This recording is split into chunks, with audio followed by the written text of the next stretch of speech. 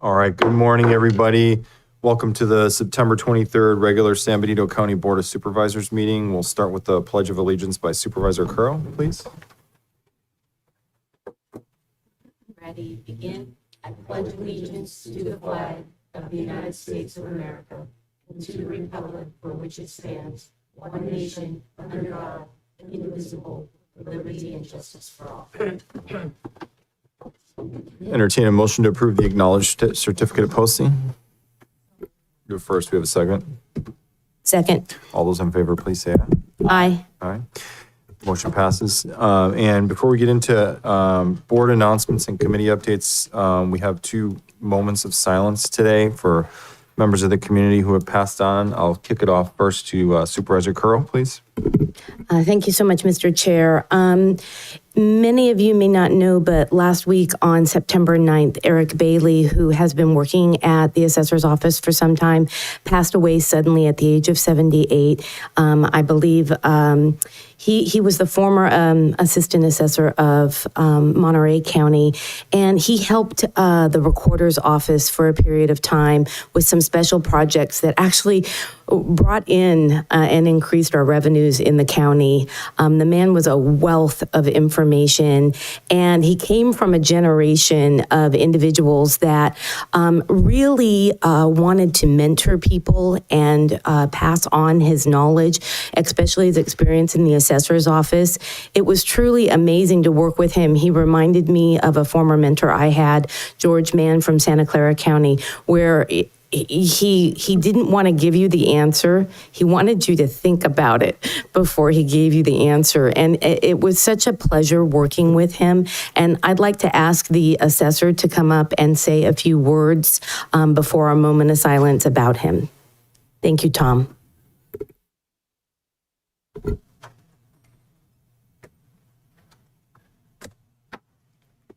Good morning, board members, and thank you, Supervisor Curl, for those kind words and inviting me up here to speak regarding Eric Bailey.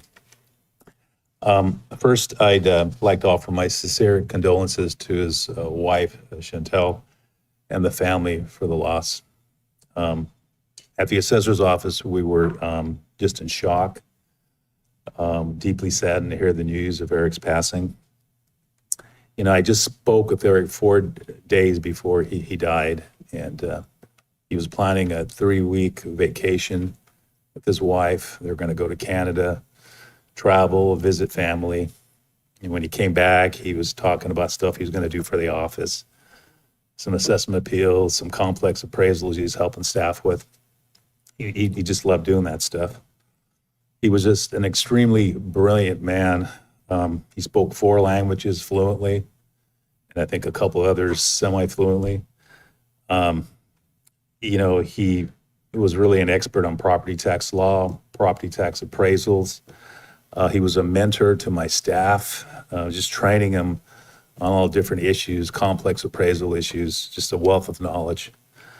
You know, he retired from Monterey County, and I have a resolution for Monterey County Board of Supervisors. I just wanted to touch on some highlights of the resolution. So, resolution basically states commending Eric Bailey as the assistant assessor, the assessor's office, for his dedicated years of service in Monterey County, 37 years. Whereas Eric Bailey has been an employee of Monterey County Assessor's Office since 1972, and Appraiser 1, promoted to Appraiser 2, then Appraiser 3. And in 1999, he was appointed Assistant Assessor. Mr. Bailey has represented the Assessor's Department at the Assessment Appeals Board since 1998. He's been the training coordinator for the Assessor's Office for over 10 years. Mr. Bailey is recognized as one of the foremost experts in the Williamson Act in the state of California. Mr. Bailey's reliability, multilingual skills, and expertise will be sorely missed. His dedication and quality of work has established a benchmark by which those who follow will be measured. So when I heard the news he retired, I called him. I said, you know, would you like to come work for us here in Assessor's Office in San Benito County? And he said, sure, love to. When Monterey County heard this sometime later, they begged him to come back. And this is what he told them. He, even though he lived in Salinas, he said, no, I like working for San Benito County. I love the area. And he told them the grass is greener in San Benito County. He worked on several projects for us, and then he finished his assignments and he left. 3 years later, Joe Paul, who was then, he was auditor, clerk recorder, registrar of orders, asked if I could call Eric to see if he'd come work on some special projects in the recorder's office. I called Eric and he said, yes, he'd love to. He was kind of getting bored and he left to come work for them, and he did.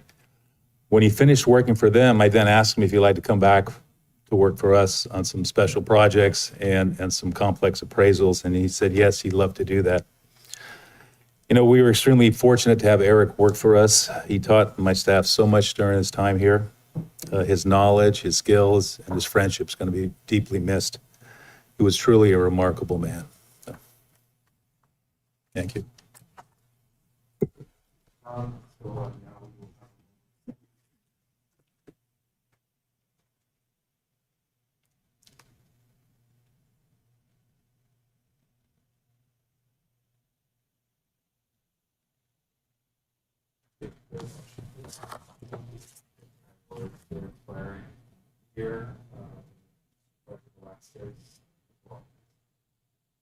Thank you, sir.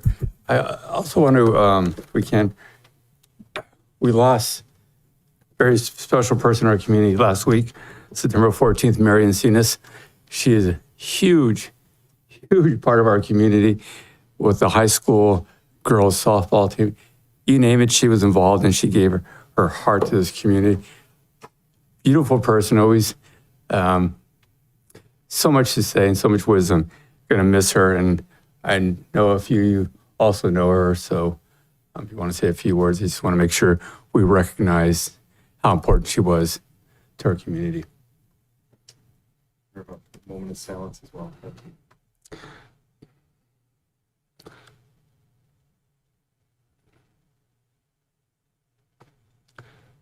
Thank you very much for that. And so, again, thank you. Very inspiring member of our community as well. Very inspiring words. Yes. Oh. Yeah, sorry about that. Yeah, thank you very much. And thank you for the reminder on the mic. So now we will move on to board announcements and committee updates. Who would like to start? Supervisor Curl? I'm going to be real quick. I have some CSAC legislative updates. The legislative session has closed. They had a little bit of a marathon ending, which normally ends at midnight, but you can extend it depending on if you're mid 2-year cycle or not. There was a long extension in the legislative session, but we have several measures and pieces of legislation that I have done some summaries for the CAO that I'll be sharing from CSAC, and I also shared information with Supervisor Sotelo for RCRC, and I'll compile that and have a handout for everybody so we don't have to go through everything right now. Since 3CE is on the agenda, I'll hold my comments for that. The only other major event, which kind of consumed a little bit of my time, was the Girls Inc. Taste and Treasures, which is an annual fundraiser for our local committee that raises funds strictly for San Benito County youth. And we had it at Dam Vineyards on Saturday. And even though we were competing with the chamber on events, which was not planned, it was a huge hit. We think that we may have had the highest fundraising that we have ever had. We had several generous donations that came at that event. And it was just really nice to see how these programs from Girls Inc. are inspiring our youth and allowing them to have voices at such a young level and to get over that barrier of fear.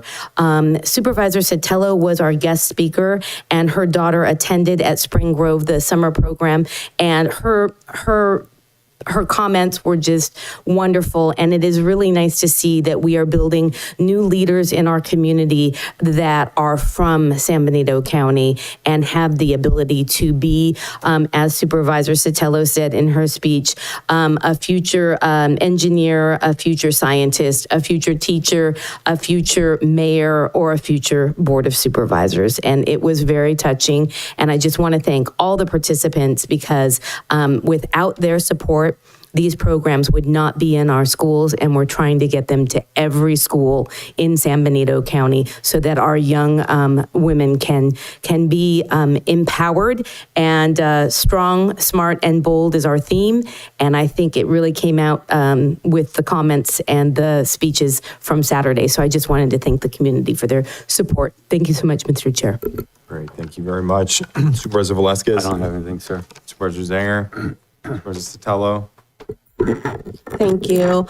So I had the RCRC, which is the Rural Counties annual meeting last week, or their conference. There's 40 of us counties that participate. And so first of all, I want to say a huge thank you for all of the donations for our county basket. Everybody brings a basket. They get raffled off. Our Ag Commissioner, Ken Griffin, was just incredible, the help that he gave and the donations that he was able to collect. So thank you to all of the community members that donated. Our basket raised just over $1,700. So that was great. I think that might be the most we've ever raised. So that was fantastic. The sessions there were really great. Everything, topics from, creative pathways for our youth, hearing from what they're doing, like at Rancho Cielo, what they're doing up in Shasta. Their chief probation officer was there talking about some real creative ways of kind of how they're rehabilitating youth and helping them. We also heard forest management and sustainability with a focus on improving the safety and viability for rural communities, particularly when it comes to wildfires. And there was some great ideas and different points. I brought back some information on that I'll share with our CAO. And then local governments and how they're using AI. And so it was a wonderful conference. Our board meeting, there was a lot of discussion around Proposition 50 and if RCRC should be taking a position on it or not. They will continue discussing it. The executive committee will make a decision on that probably the middle of October at their next executive board meeting. I want to thank all of the community members that came out on Saturday for the cleanup that was down kind of at the river. It was a great day. I brought my daughter out there, and it was really cool because later that night, I'm absolutely exhausted. My feet are killing me. I've got the Girls Inc. event, but it was so cool. And I'll tell you what made it so worth it is we're driving home that night. And we passed kind of some of the area where we had kind of been working behind the high school. And my daughter said to me, "Mom, I'm so proud of what we did." And I think that for me, it was just such a special moment because here we are, we're working for this community, doing something, but at the same time, I'm raising a daughter who is starting to learn the importance of giving back and standing up and doing what's right in our community. So thank you to everybody that was there and participated. I know it filled all of our hearts, but I will tell you the group that I was with, there was a ton of high school students. And so we're just, I think we all should be really proud about the kids that we have in this community. And I'm really excited about kind of the future generations to come. So with that is it. Thank you. Thank you very much. And for myself, just want to mention, we had our Council of Governments meeting this month, and there's a lot of movement on basically shifting toward another set of alternatives for the highway expansion on Highway 25, considering the exorbitant costs, the environmental roadblocks in the way, the likelihood that on the current path with the 4-lane highway that was adopted about a decade ago, we may never get this thing done. So we are now, and Caltrans is thankfully for the first time that I know of buying into the concept of using the existing Highway 25 route as 2 lanes on a new highway and building 2 new lanes. So we are starting that process. Again, Caltrans, all indications show that they are on board.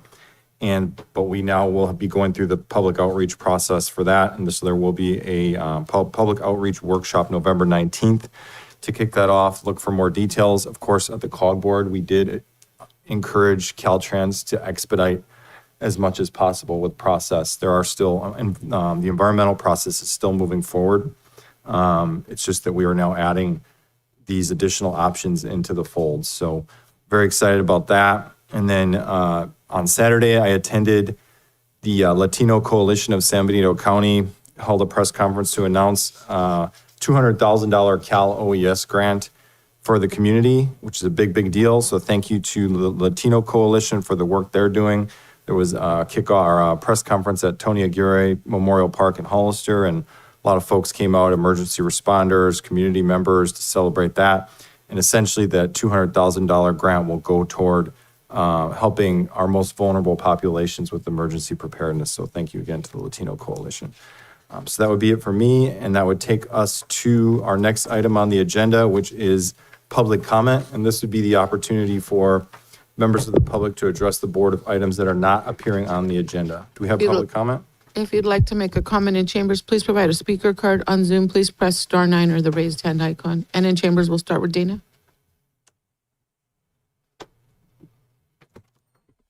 Good morning, everyone. Good morning, Chair, Supervisors, members of the public.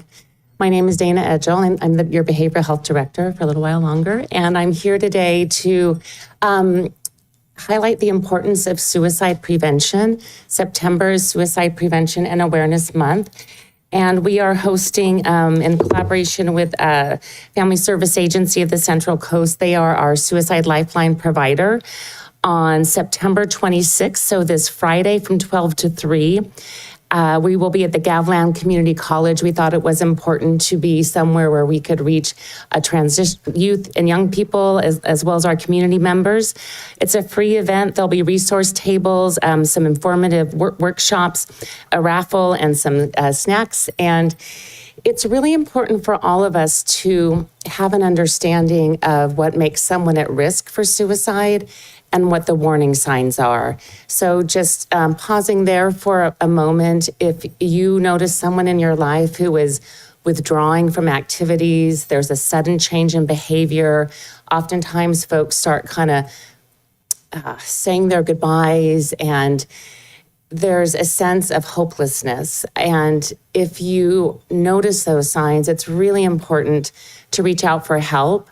988 is the national lifeline number, and anyone can call that number, and you can just have a conversation. You can call if you're concerned about someone in your life, because sometimes it's hard to know what to do.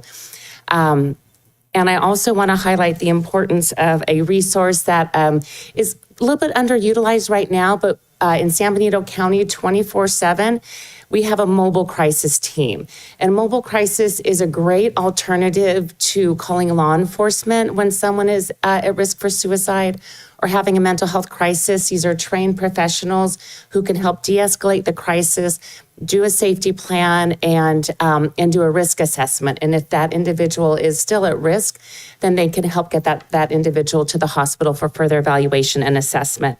And that number is 831-902-2911. I'll just repeat that one more time, 902-2911. I have flyers and some resources I'll leave at the back table, and I'm super happy to help get those to all of our supervisors so you can share resources with your district. And my last little plug for the last 23 seconds is to let our community know that the Behavioral Health Department is currently undergoing a process to get input for how we will use our Behavioral Health Service Act funds. This is about a third of the behavioral health budget, and we will be gathering community input. I'm sorry. Okay. And I have And it has been reported, it has been stated many times by different county department heads and employees that Ray Espinoza has actually been MIA, receiving $25,000 a month for, I don't know, private consultations with the chair or maybe another supervisor, I don't know. But I want to remind Supervisor Kosmicki that he has been involved in the budget since 21, 22, 23, 24, now 25. 5 budgets. And to sit up there and to claim that, oh my God, I did not know this was happening is just not right. You need to take responsibility. You need to find where within you can actually say, I'm going to take a pay cut. You can sit up there and you can claim that you have empathy and you sympathize with them and it's a really hard decision. Why won't you voice? Why won't the public know? Why won't you let the employees hear you say that you will take a pay cut? This board has not been getting paid the amount of money until when you came in. It was half that amount of money. And the job is still the same. The supervisors still have the same responsibilities that you have today, but now you get paid more than you did before. So,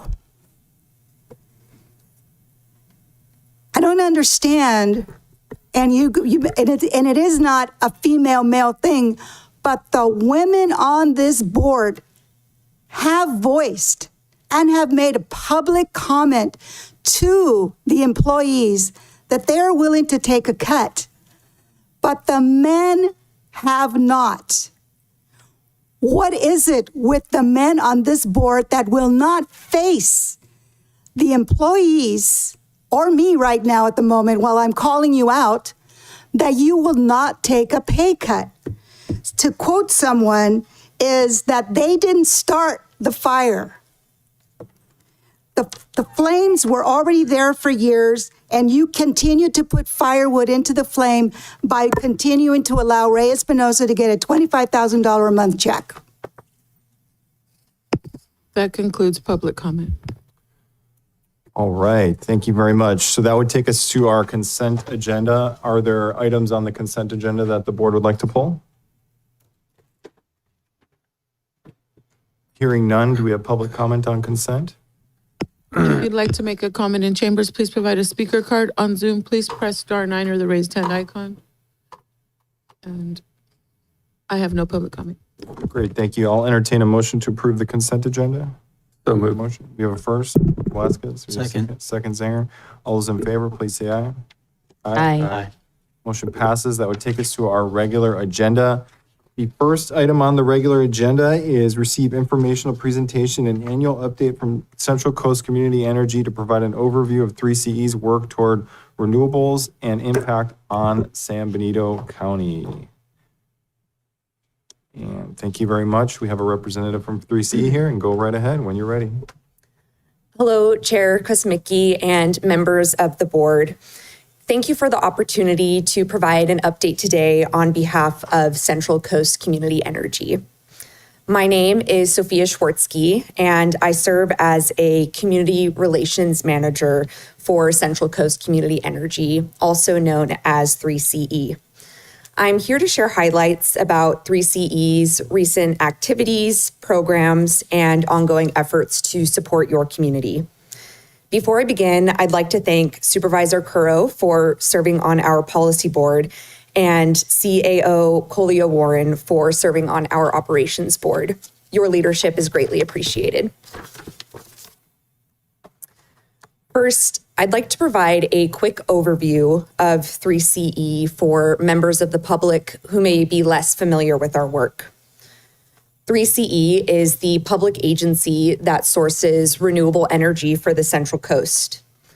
We work in partnership with PG&E, who manages the transmission and delivery of that energy to your homes and businesses. 3CE serves 30 cities and 5 counties. Today, 3CE provides clean and renewable energy to 1.2 million people, which is about 94% of eligible customers. 3CE is on a pathway to deliver our customers 100% clean and renewable energy. Last year, we delivered enough renewable energy to power more than 350,000 homes. By doing so, we avoided carbon dioxide emissions equivalent to taking 105,000 gas-powered cars off the road. 3CE has contracts in place to supply 69% of our total load with renewable energy by October of 2028, with additional contracts pending approval that would increase this number. This puts us well ahead of state clean energy requirements. As we increase our supply of renewable energy, battery storage plays a critical role in making that energy reliable, affordable, and available when it's needed most. In the next few slides, I'd like to highlight why battery storage is such a critical part of the clean energy transition. Batteries capture renewable energy when the sun is shining and the wind is blowing, and then release it when demand is high and wind or solar power is not available. Home batteries provide backup power and store cheap renewable energy for use during expensive peak hours. At the utility scale, they reduce fossil fuel reliance during peak hours, lowering electricity rates. So I want to take a look at a real-world example to illustrate the value of utility-scale battery storage. During Labor Day weekend of 2022, you might remember California issuing its most recent Flex Alert, which is a statewide call to reduce electricity usage during a major heat wave. This graph shows the energy mix from that day. The red area represents fossil fuels, which made up the largest portion. The green shows renewable sources like solar and wind, which peak during the day and drop off sharply at sunset. But what I want you to take a look at is the very thin orange lines at the top and bottom of the chart there. At the bottom, you'll see batteries charging during daylight hours. At the top, those same batteries discharge energy back to the grid when it's needed most. So now I want to show you the statewide energy usage from a more recent heat wave. This is July 4th of last year, where despite another period of extremely high energy demand, there was no need for a Flex Alert to avoid rolling blackouts. The green bar, representing renewable energy, grew taller as more solar came online, while the red bar, representing fossil fuels, became smaller. But most notably, that orange battery bar more than tripled. Batteries charged during the day and discharged power during peak evening hours, providing that critical support when we needed it most. We've heard from many community members with questions about the safety of utility scale battery storage, so I would like to take a moment to share a few key points. First, 3CE does not have any power purchase agreements in place with indoor battery facilities like Vistra's Moss Landing facility was.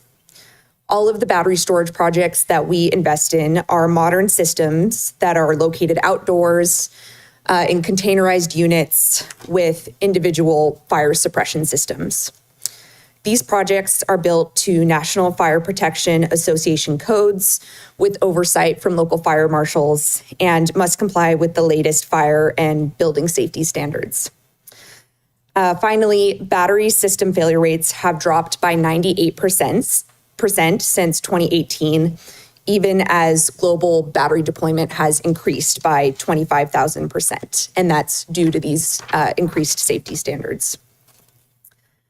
3CE is investing in innovative storage technologies, and one example I'd like to highlight for you is the Willow Rock Energy Storage Center. Once it's online, this project will use compressed air to power turbines, and it will be the largest compressed air energy project in the world. It will provide 200 megawatts of power to 3CE customers alone.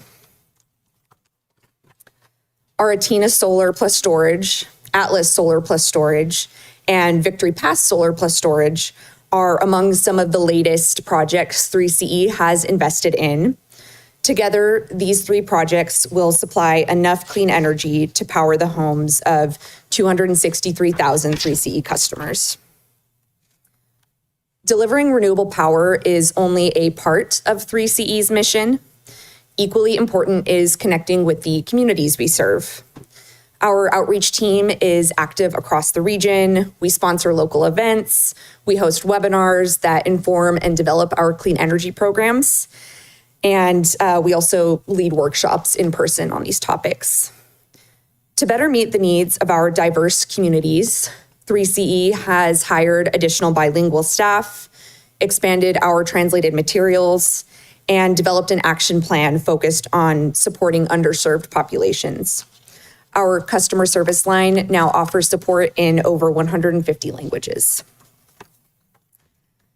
In addition to engaging our communities through outreach and education, 3CE also provides direct support through a range of customer programs. These programs empower customers to electrify their homes, vehicles, and businesses while saving money in the process. Our Electrify Your Ride program, for example, offers up to $4,000 towards the purchase of an electric vehicle. Additional programs help lower the costs of upgrading to electric appliances, installing battery storage, and advancing electrification in the ag sector.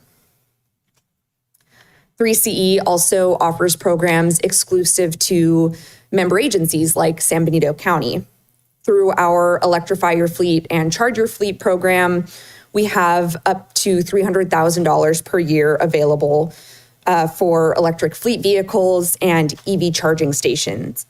In addition, our Plan Your Fleet program provides no-cost technical assistance to support these efforts.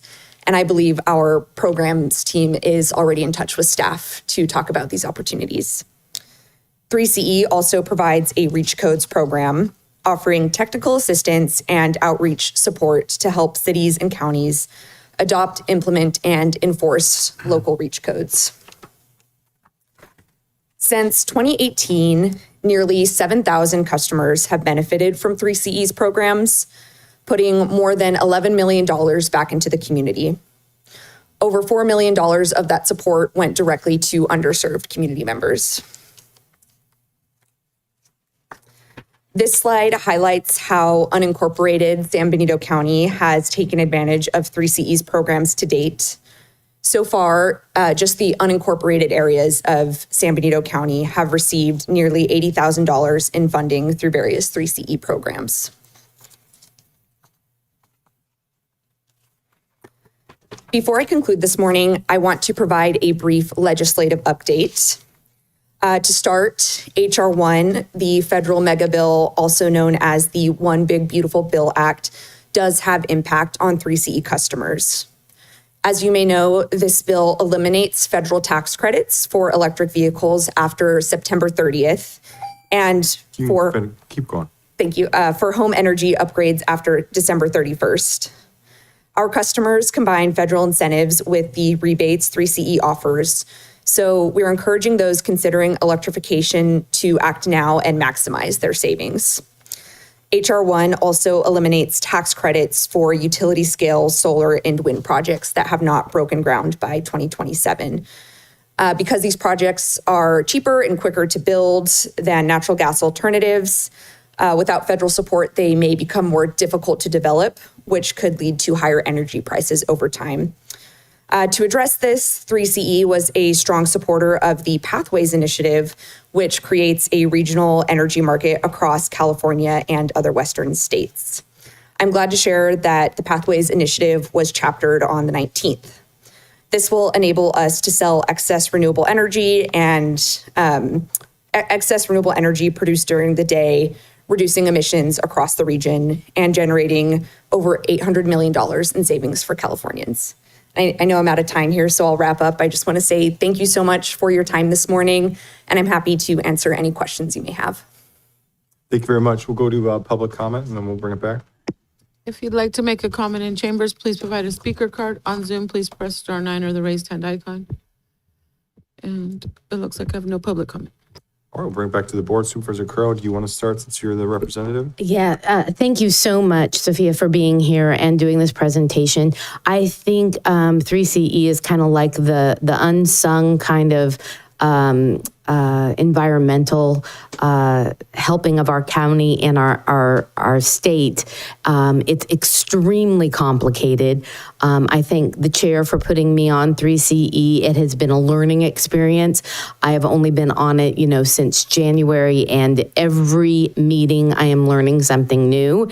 One of the big challenges that we're seeing and that we're at our meeting this last week is that we're getting more involved in ag renewable energy.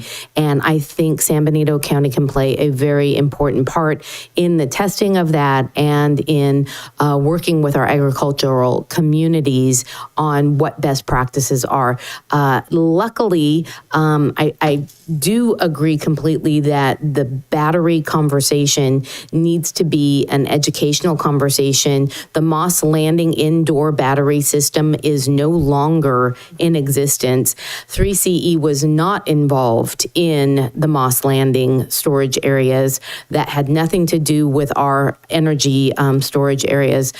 These new independent exterior, outside containers that have fully fire suppression systems in them. My understanding is the fire departments now, if there is a fire, and please correct me if I'm wrong from my memory of what we discussed, is if there is a fire, it most likely will not go beyond a third container. And the fire departments say the best way for them to go out is just to let them burn. And the chemicals or anything is the reduction in the environmental impact of these fires is much less, and the risk of these fires has dropped greatly. And so there's a lot of talk about the type of battery storage, what the materials are, and 3CE is really becoming a leader in that technology. And it is very inspiring to see how much we are not reliant on fossil fuels, especially during now our peak times when we may have had to have a flex alert. And now in our 5 counties, and I apologize, yesterday I said 7. It's our 5 counties, including all of the cities that are participating, and that reduction of the need for fossil fuel energies is much less. I see a wonderful path forward. The one question I have for you on HR 1, one of the discussions and in the paperwork that we received, it said tax credits for building electrification are set to expire after December 31st of 2025, including the energy efficient home improvement credit and the residential clean energy credit. Has that gotten extended to 27? I got a little confused when I was at the conference, and I wanted to make sure that we have the right date for the public. So those will be expiring at the federal level on December 31st of this year. Okay. One thing to note is that 3CE's programs for home electrification upgrades are not going anywhere. So those will still be available for members of the public to participate in.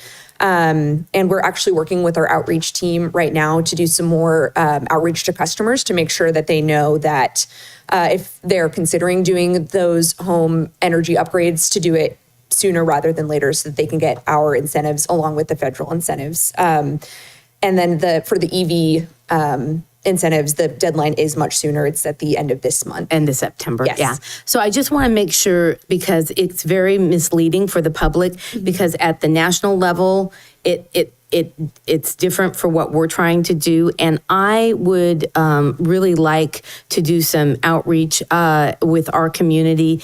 And if that is something that the board is willing to agree to, I would be more than happy to help coordinate that, finding a location, advertising for it, so that we can really engage with our residents on the changes that 3CE has caused. A lot of our residents don't even understand that they get a PG&E bill and they think that PG&E is providing the power. They're providing the transportation and distribution equipment. They're actually not generating the power. The power is coming from 3CE, which is locally controlled. And one of the topics that we have been discussing at 3CE is ensuring that the public understands the importance of local control, because local control allows us to have a voice. And with it being a conglomerate and being like a PG&E, we don't really have much say in this setup and how we have 3CE created. It has been remarkably successful. And our reserves right now, when you add all of our reserves with all the categories, which I agree with Supervisor Zanger from yesterday's meeting about why do we have so many different types of reserves? Well, if you think we have a lot of types of reserves, 3CE has so many types of reserves for every type of contingency possible. It is almost 50% is reserves just to ensure that our power distribution is reliable. And that says a lot about the management and then the executive group and the operational board, because without all of that planning, we have city managers, we have CAOs, we have county executives, and the increase is only because of the fluctuation of regulations from the federal level and powers outside of our control, which are I'm going to get the abbreviation wrong, PCIA. PCIA. Okay, sorry, I'm bad with abbreviations. There's a lot of jumbled the them. numbers. There were so many abbreviations that I actually wrote all the abbreviations and said we need to stop using abbreviations. But these are areas where we don't have control. And being able to understand that the rate impacts to our residents. Yes, locally we do set the rates, but the regulatory and the outside entities are the ones that influence how we set our rates. And that's based on the fluctuation of the need and the market, which is amazing to see that we have internally developed a market evaluation team, which costs millions of dollars from outside consultants.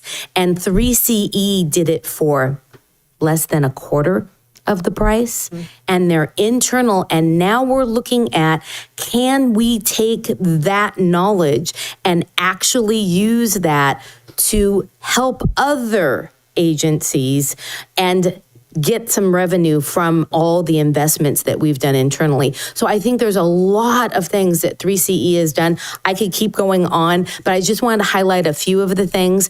Right now, rate increases, even though there is a fluctuation going on, we have enough reserve right now that we are not doing rate increases. We are waiting until the feds at the end of this year, I believe it was January, if I have the dates right. In January, we'll be releasing some of those regulatory impacts that help us determine what the financial impact is on our residents. We strive for the lowest rates, but our goal is to ensure that we do not have outages. And ironically, we had an outage at the event in San Luis Obispo. It was somewhat ironic that we're at an energy event and we had no power until 2 minutes before we walked out of our hotel rooms to go down. We saw a lot of people with wet hair because they had no hair dryers to dry their hair. So it makes you realize the importance of backup battery and energy sources that will get us through those downtimes, because we have people on life support, we have hospitals, all of these things are reliant on 3CE and the consistency of power. And we've seen that our power resources have been more stabilized with the battery increases. And all we need to do is make sure that the residents are understanding that those resources, if put in the right place and ensured that they're meeting the new standards adopted by the state fire marshal and all of the fire community, that those are reducing those risks exponentially. And I thank you so much for being here. The event was really informative. I still have a lot to learn. I love one of the things that we do say at these events is that we're elected officials and we're thrown into this very complicated topic, and we're learning as we go. So I know Supervisor Kosmicki served previously. I respect all of his input and where he feels things should be going. So it's a conversation that this board needs to continue. But thank you so much for being here today. Thank you. Supervisor Velasquez? Thank you. No comments. Supervisor Singer? Supervisor Sotelo?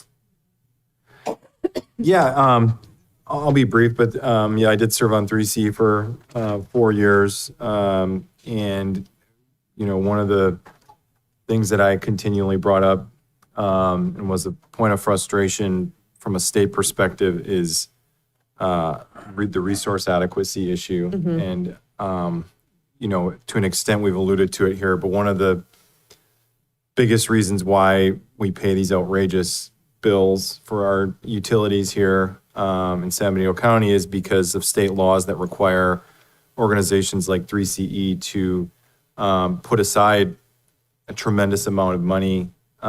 It's basically why they have a 50% reserve is because they're essentially required to. And in the end, us ratepayers are paying for that. So I will just continue to urge, as I have in the past, for 3CE to advocate with legislators for reform when it comes to these resource adequacy laws that are that we're paying the bills for. And then with programs, it's always a debatable topic, especially in times when the rates are higher. It would be nice if you could, if at some point, if you could provide the program benefits for the entire county, not just the unincorporated. I'd like to get a handle on what we as a county are getting out of the programs, because I think you said $7 or $8 million in total, and then 80,000 is a very small amount to me. So I just want to make sure that we're getting, if we're going to be investing in those, because again, that money doesn't come out of the sky. I have 3CE, most of us have 3CE, we're paying for those programs. So in San Benito County, it doesn't seem like possibly we're getting the bang for the buck out of what we're paying for in our bills. So it'd be nice to get a full breakdown for the entire county, and then to follow up and make sure that we are very aggressively promoting these programs. Because if we're not going to get the benefit, then I can't support the programs if most of those benefits are going to all these other counties. So Thank you for your comments, Supervisor. I will follow up with the full breakdown of our investments also in Hollister and San Juan Bautista.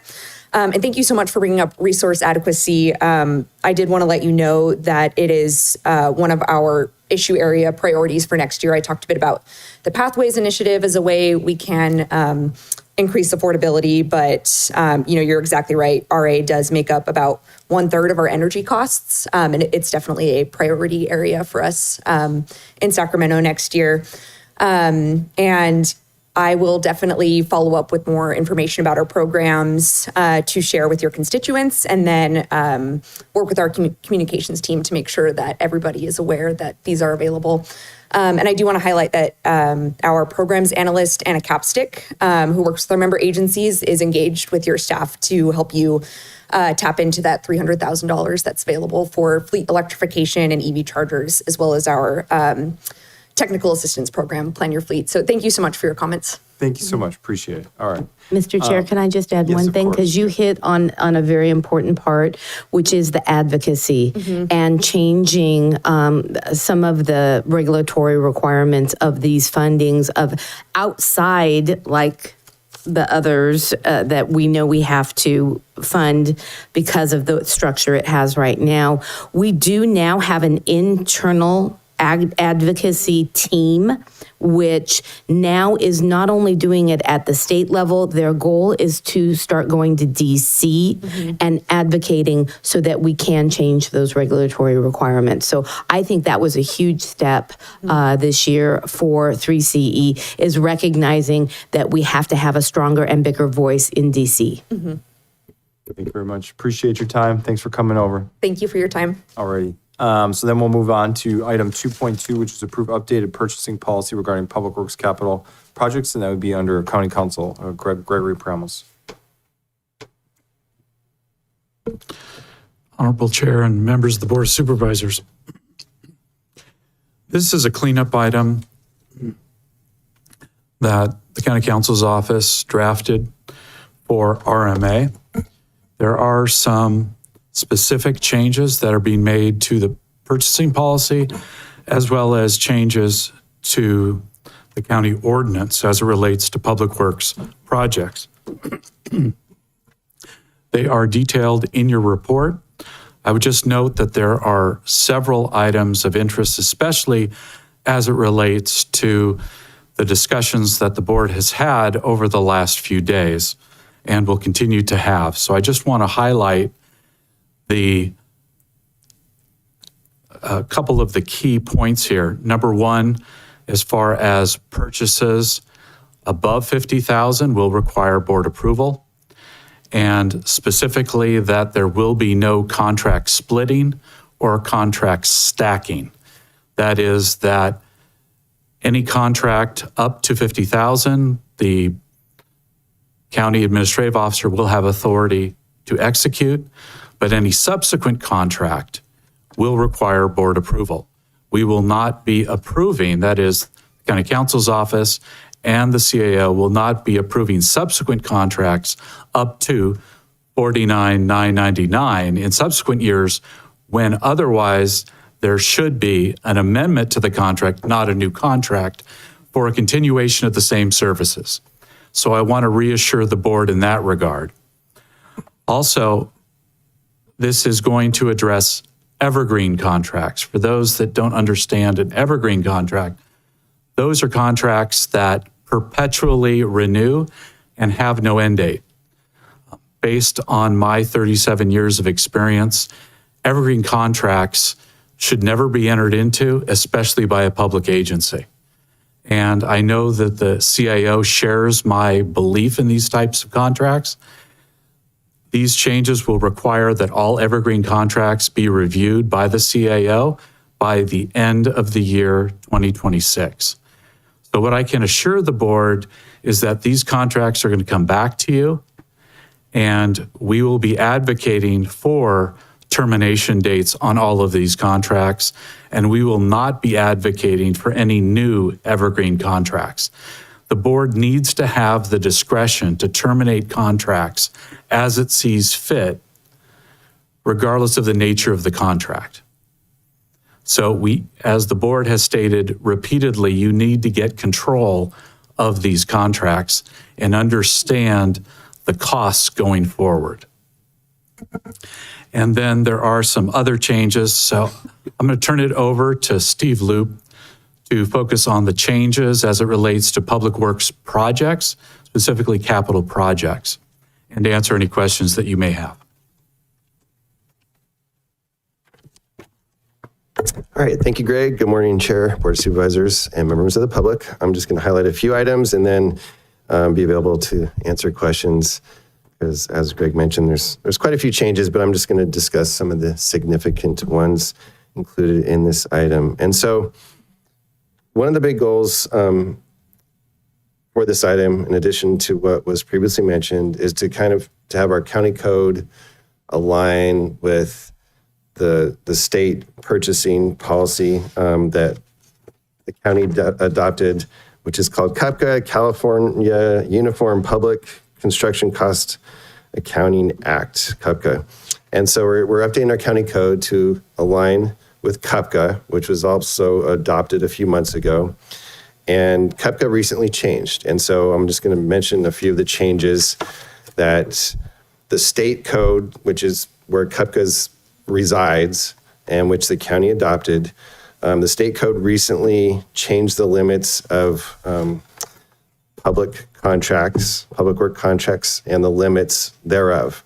And so for contracts that used to have a $60,000 limit, that has been increased to $75,000, where we the county needs to acquire a minimum of 3 proposals.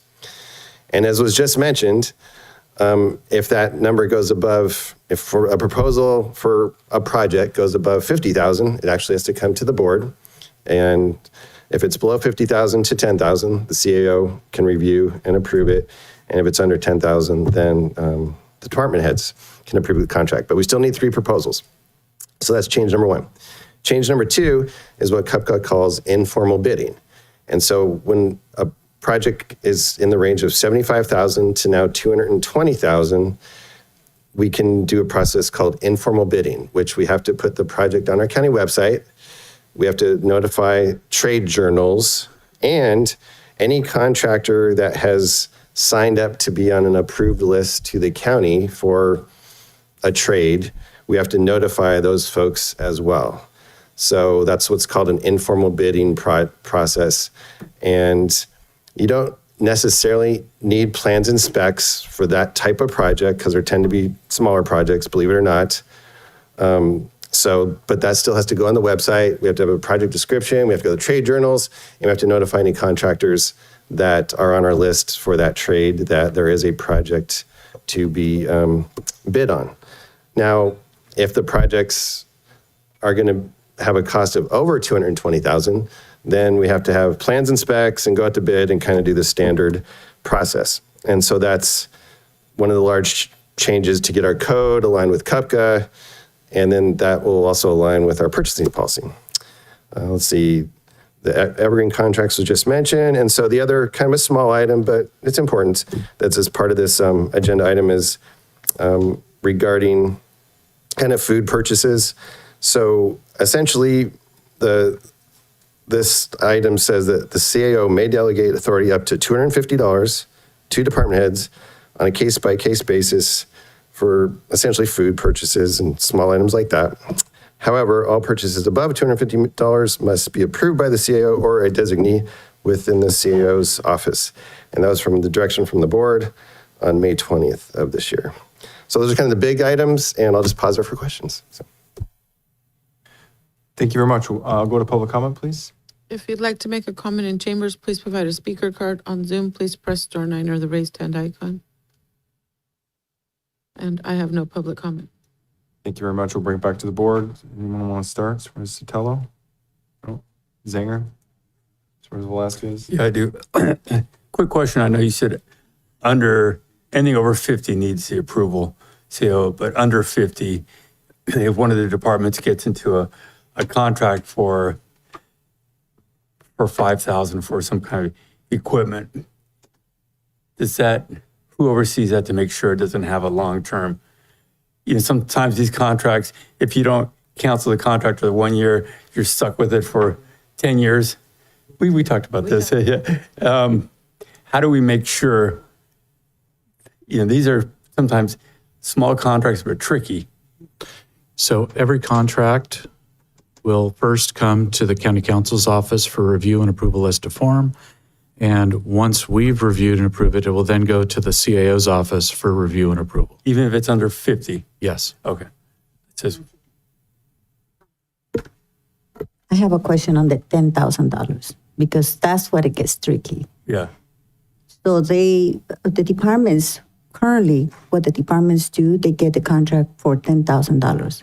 But if you read the contract, and the contract it says for a term of 3 years, Yes. which means it's not at $10,000. Right. It's $10,000 this year. Yes. But then they do $20,000 and then they go $30,000. So the first contract gets signed by the department.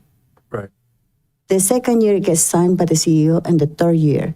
But sometimes they don't have the procurement process, and that's what it's been my issue that I'm seeing so far. So I just want clarification from County Council. How do we remediate that issue? Are those $10,000 contracts going to come to us for review before the department sign it? And that's what I'm curious about, because if they do sign at 10,000, they've signed a 30,000 contract. Because Basically, you signing a $30,000 Right. contract, yes. that's what I'm concerned about. It's what you and I had talked about. So, Anything further from staff? He's looking at it. Oh, he's, Yeah, and again, some of these companies, they know this and they make these things look good on the surface, but when you dive in, it's hidden in there in a way that's like, oh, don't worry about that. You'll be fine. I'll chime in if it's okay, Mr. Chair. The $1 renewal after you've exceeded your contract or lease agreement, then it renews automatically and you just keep paying and keep paying. Nothing is required. Those type of contracts and wording really hurt the county because we're paying for equipment that now is either no longer being able to be served. I'm specifically talking about a copier incident where the copier kept renewing year after year after year after year. And so we're paying more in maintenance than we are in going on to and so I'm very supportive of like a procurement for a countywide equipment on things like that. Mr. Yes. So under the purchasing policy for both goods and supplies and services, the department head may execute the contract up to $10,000. But the contract still must be presented to the county council's office for approval as to form. Now, as the CAO indicated yesterday, there will now be a tracking system and it will be in both the county council's office and the CAO's office. We will now be tracking those contracts. So I'm logging them in as they come in, so we actually have them. So if there is an amendment to that contract, it necessarily will have to be reviewed and approved by the CAO up to $50,000, as opposed to the department head now signing a new contract for another $10,000. So my staff has been advised that we need to scrutinize that second contract to determine whether or not it's actually an amendment to the first contract or is it truly a new contract. So we had an issue come into our office recently where we had a contract that services were performed and paid under a contract, but the services were not within the scope of the contract. There should have been a new contract. And so we're starting to see and we're starting to scrutinize the contracts to determine should this have been a separate contract and how much were the services? Should that have fallen within the department head's authority or should it have fallen within the CAO's authority? And so that's what we are now doing.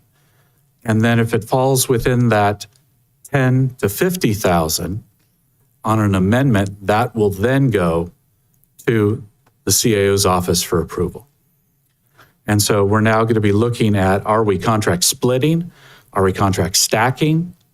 What exactly are we doing? And does it necessitate a whole new contract that should be going to the board? So we're now examining all of those things. So both the county council's office and the CAO's office, we are now conducting a much more detailed review of every contract that's coming through. And so we are also working on a training that we'll be providing for all county staff to be able to explain how this is going to be working and how the purchasing policy is to be used, how it's to be applied. Hope that answers your question. It does. Again, I'm just concerned about the smaller numbers that, some of these guys are pretty clever. And okay, we know 10,000s are the numbers. So this great product is $8,000, but if you don't cancel, it extends for another 5 years after that point. Those are the ones I'm worried about. The only question that I have, and I don't know, County Council, if you can help me with this, I will request that every contract signed by departments below $10,000 gets a copy to the clerk of the board and myself in County Council, just for us to have it on the record, because it's not a free-for-all to sign contracts without us knowing about the contracts. I think it's important for us to have a copy of that contract. And I think it also would be helpful for department heads to learn about these things that are sometimes hidden in the contracts that Yes. they don't see or they don't really understand. until Right, and the it's too county late. counsel's office needs to see them because we need to understand what are the true obligations. Right. Staff may not understand the true commitments that they're actually entering into. And they may think on the face that the commitments are one thing when in fact the commitments are something entirely different. So that's what we're trying to protect against. Are these evergreen contracts or commitments that extend over multiple years? Commitments that are far beyond what the staff believes they're entering into. Thank you. Supervisor Curl? I'd like to just throw out a couple ideas and you guys can either research it or look into it. One of the reports that we got back when we were reviewing some of our contracts were about the scope of services and that they were not clear enough to actually pinpoint the scope of services. It was so broad and generic that it allowed for things that maybe did not hold them accountable. We've seen that in some of the challenges of these vendors and why we have to make sure that we don't get into a litigation issue because it's very clear what their scope is, but also timelines. One of my other concerns is about software, and this is where I'm going to lean on the department's supportive a little more, is when you do a major software upgrade that is like the heart of your operations, we need to make sure, yes, of course, we were talking about back in the day, it was every 5 years, there would be a review process. Is there better technology? Should we go out for an RFP? Should we continue the contract? So being able to have that review process in place. Previously, about 10 years ago, we sat down and talked about, should that review process be through legal and the CAO and the department? Because these are intricate software programs that the heart of the operations of the departments are reliant upon. Now, every time you have to go out for a bid again, sometimes it is just an exercise because we don't have new technology out there that allows for a competitor for the software that we have. It's just from my experience, because I know some of those evergreen contracts are software contracts where you're working with a vendor and going out to bid when there's no other competitor out there. It comes to like a sole source environment, but we still need to review it to make sure that we haven't missed something. That's one. Another one is how the ERP system, which is the Tyler New World system, versus the OpenGov system, which was the procurement process that our procurement person in county council was actually diving into, is having a centralized database of where this data is, regardless if it's approved at the board level, approved at the CAO level, or approved at the department head level. A central repository where you can see if stacking is occurring. The other thing is, could we consider that when contracts are being approved, that in the procurement process, I know we've discussed creating purchase orders. Well, could part of the contract approval process, whether it's at the board level, the CAO level, or the department head level, that a purchase order linked to the funding source that department happens? Because what will occur is if a contract comes before us and we don't have the funding yet, we approve the contract and then a budget adjustment follows. That always is kind of tainting the approval process, because when you bring it without a budget adjustment, that means it's implying that there's enough money. And so if you have a PO that is linked, the system will flag if you don't have enough money. And if you can't get a PO to go with your contract to tie it to your GLs of where you're pulling your funds for the payment of that contract, then it's going to be an immediate red flag that you don't have the money. To begin, just to clarify, every contract should have the funding available for the contract under the department. And if they don't, they need to come with a budget adjustment. Right, Budget but- amendment in the same package. Right. But the tracking of that and ensuring that it's really there is through the purchase order process. You're encumbering those funds and it will immediately kick back to the department that you don't have enough money in those accounts, in your budget right now.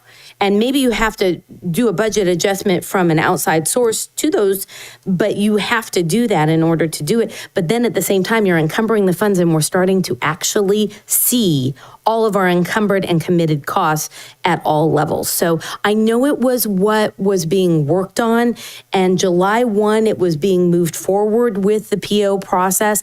I don't know if that actually happened, or with all the changes that we've had between CAO, County Council, if that actually is happening. But that also allows you the ability to run reports across vendors, and you can see how many contracts a vendor has and see if you have contract stacking. And that, I mean, that's the only way you're going to be able to ensure that we're not exceeding the $10,000 authority of the departments. And once the system is in place and procurement is being followed and everyone is trained, I look at it as that increased authority. Once you've been able to document and show that you can do it, then increased authority can happen. But until we have those checks and balances in place, I'm just not comfortable increasing authority that had been previously presented to this board. Thank you, Mr. Chair. Thank you, appreciate it. The only question I have is just the plans and specs and just sort of the pros and cons going from 10 to just a huge jump. I know it's the standard. We are a small county, obviously. So what's sort of the pros and cons of the 10 to the 220? So we, generally speaking, we do plans and specs for most capital projects, I'll say, but a lot of maintenance projects, you really don't need plans and specs. So I think it's appropriate to require plans and specs for anything over 220,000. I think the verbiage is under 220,000, it's encouraged, but there are a lot of maintenance replacements of things that you don't necessarily need plans and specs. So. Are there certain types of projects or categories of projects that would potentially make more sense to get public input in? Because you said encourage, so that just means, it doesn't really mean much, because then it's just all arbitrary. Correct. So Are there other areas that look at categories of projects? I just want to make sure that, we don't go design something that upsets the community for whatever reason. Yeah, well, I guess you're referring to capital projects? Is that part Yeah, of the I mean, question? just generally speaking, yeah, because this is capital. I mean, is there anything that could fall, or this is just basically standard? I just want to make sure that, Yeah, why were standard. we at 10,000, I guess, because it's such a huge jump? Was it just a flaw in our, Not many agencies require plans and specs for jobs that are, 10, 15,000. Typically what we do is we walk the site with our staff and a contractor, and the contractor for smallish projects will say, well, you're going to need a licensed person to do this and a licensed person to do that. And as soon as that language starts happening, we typically engage 3 proposals from someone to design that project to make sure it's installed per code and properly. There's just, Okay. so. okay, yeah, all right, that was it, appreciate it. and then to help Supervisor Curro, in a good way, with the purchase orders. So if we go to page 3 of the purchasing policy, almost all the things we're going to be doing now require our contract to be tied to a purchase order in a good way. Real small things, no, but it looks like anything pretty much over 5,000 will need a purchase order, and so it'll help make sure those funds are available. So just a good thing I wanted to point out. So you bet. Thanks, Steve. So that would bring us to the approval portion, and I'd entertain a motion to approve the updated purchasing policy and to accept introduction, waive further reading of an ordinance of the board amending Article 1, Chapter 1509 and 1509.053 of Article 2 Chapter 15.909 of the Samuel County Code to reflect current policy and continue ordinance to October 14th at 9 a.m. for adoption. Is there a first? So moved. I'll second. There's a second. All those in favor, roll call vote, please. Supervisor Kosmicki, Yes. Supervisor Zenger, Yes. Supervisor Sotelo, Yes. Supervisor Curro, Yes. Supervisor Velasquez, Yes. 5-0 vote, motion passes. Thank you very much. So that would take us to item 2.3, which is updated purchasing policy grant applications. And that would be also under county council. Thank you, Mr. Chair, members of the Board of Supervisors. You may recall at our last meeting, we had presented a proposed process and change to the purchasing policy as it relates to submission of the grant application to the county administrative office prior to submission of the grant application to the state or federal government. After a significant discussion by the board, we were provided direction on revising this policy. We met with certain stakeholders to refine this policy and to develop a more specific process for submitting grant applications to the CAO's office on an expedited basis and the circumstances under which a grant application would be submitted to the Board of Supervisors in advance of grant application filing. So the CAO and I met with the Chief Probation Officer. We also met with the Director of HHSA. We also were able to get comments from the Behavioral Health Director. And so you will see attached to this report is a much more detailed process than that which currently exists, which comprises one sentence in the existing purchasing policy. So we're able to break this down to a preliminary request to apply. So in essence, a grant request summary sheet. And this was an excellent suggestion by our HHSA director. So that would be submitted to the CAO, and that would provide the key information regarding the grant, the purpose of the grant, the amount of funding, match requirements, staffing and program implications, timeline to apply for and to perform activities under the grant application. The CAO, with county council review as needed, shall decide within 5 business days whether staff are authorized to proceed. Then there is application review, and that would be submitted to the CAO's office for review and approval at least 10 calendar days before the submission deadline.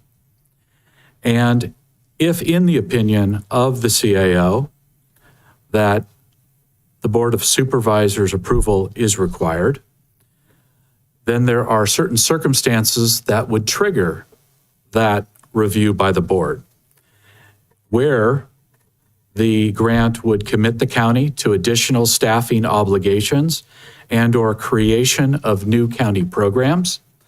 It would require additional or matching costs regardless of the source of funds.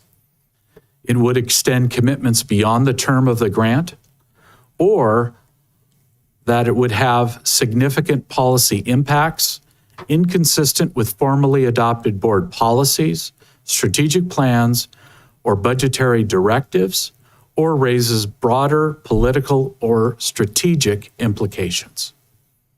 And so this is what the CAO and I, along with staff, have come up with.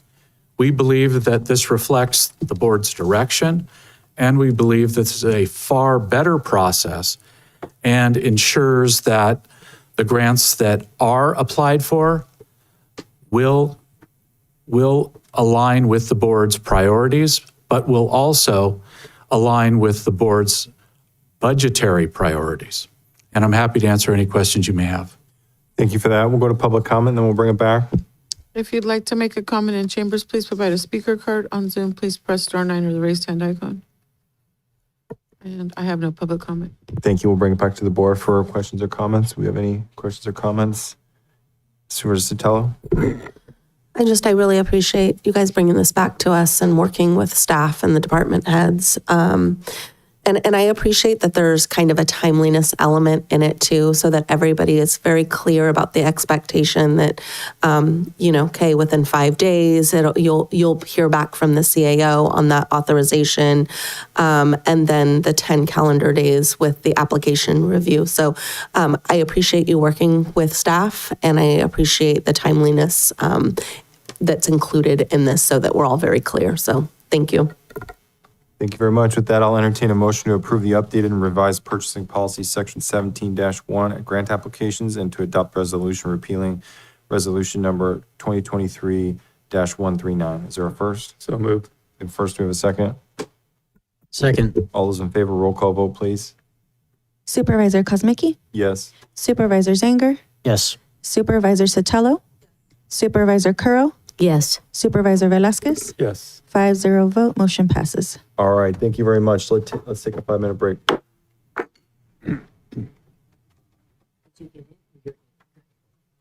Yeah.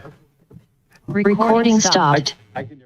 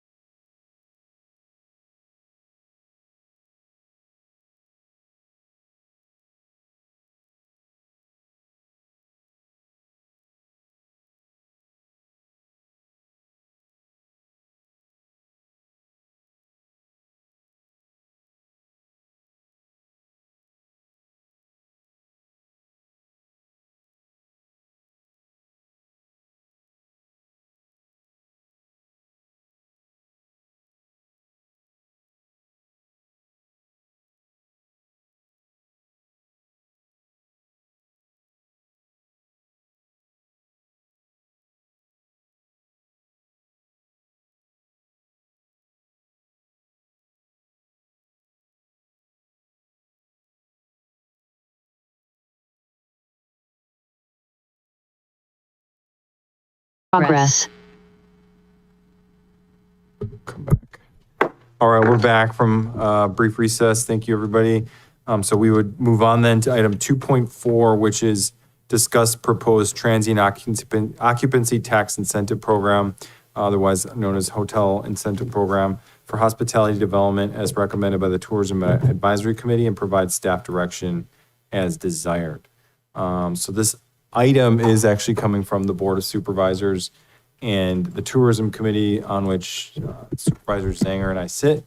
And so you have the information in front of you as far as what the program entails, but I would just, do we have a staff? Okay, okay.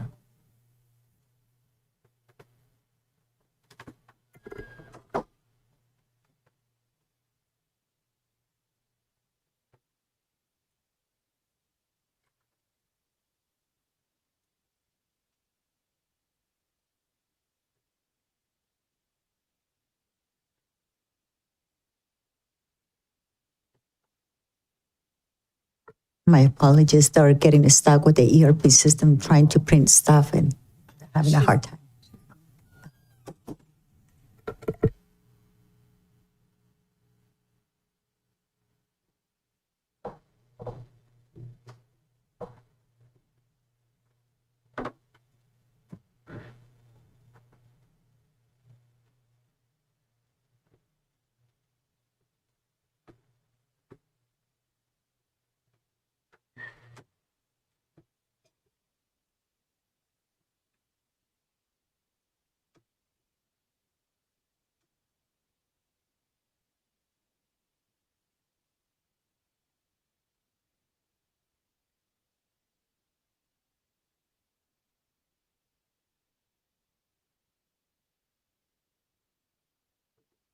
All right, how's it going, Gracie? Go ahead. Good morning, Board Chair, Board of Supervisors, and members of the public. Apologies. So this item is before you as a recommendation from the Tourism Advisory Committee. Essentially, we wanted to get some feedback before we kind of further develop this program. So I do want to just put it up here. So this is an effort for the County of San Benito to essentially bring in developers, and it is essentially sort of like a rebate program. Sorry, I'm just trying to catch my. No, you're fine. We've all been there. So take a minute, just relax for a minute and catch your breath. We all know this is the result of having the budget issues that we've had. We have our staff working on all these things. So yeah, take a moment, catch your breath there. Okay, so kind of just going through the program, we do have an executive summary kind of explaining the program and what it is it's hoping to bring into our county. We want to further develop our hospitality infrastructure since that's something that we currently lack here in our county. We do have a program structure. So new development would essentially have a minimum of meeting 25 room keys and a minimum investment of 10 million. Renovation projects, this is for the current existing hospitality infrastructure, like boutique hotels or the facilities that we do have available. If they're able to do projects for renovation, they have to meet a minimum of 30% increase in the average daily rate with proportional investment requirements that will be determined if we get application. And then obviously we do have quality standards. These incentives are tied to star ratings. We do want to bring in 3 to 5 star rating hotels or improve our current hotels to meet these quality standards as well. So these are our categories for new development, and then also our categories are essentially thresholds for renovations. You can see those listed. And then we also have additional incentives for achieving. So we do want to incentivize our developers or even our current existing individuals to, if they're going to do renovations, that they consider like the LEED program or platinum certification, just renewing energy. So facilities that are essentially focused on being, what's the word I'm looking for?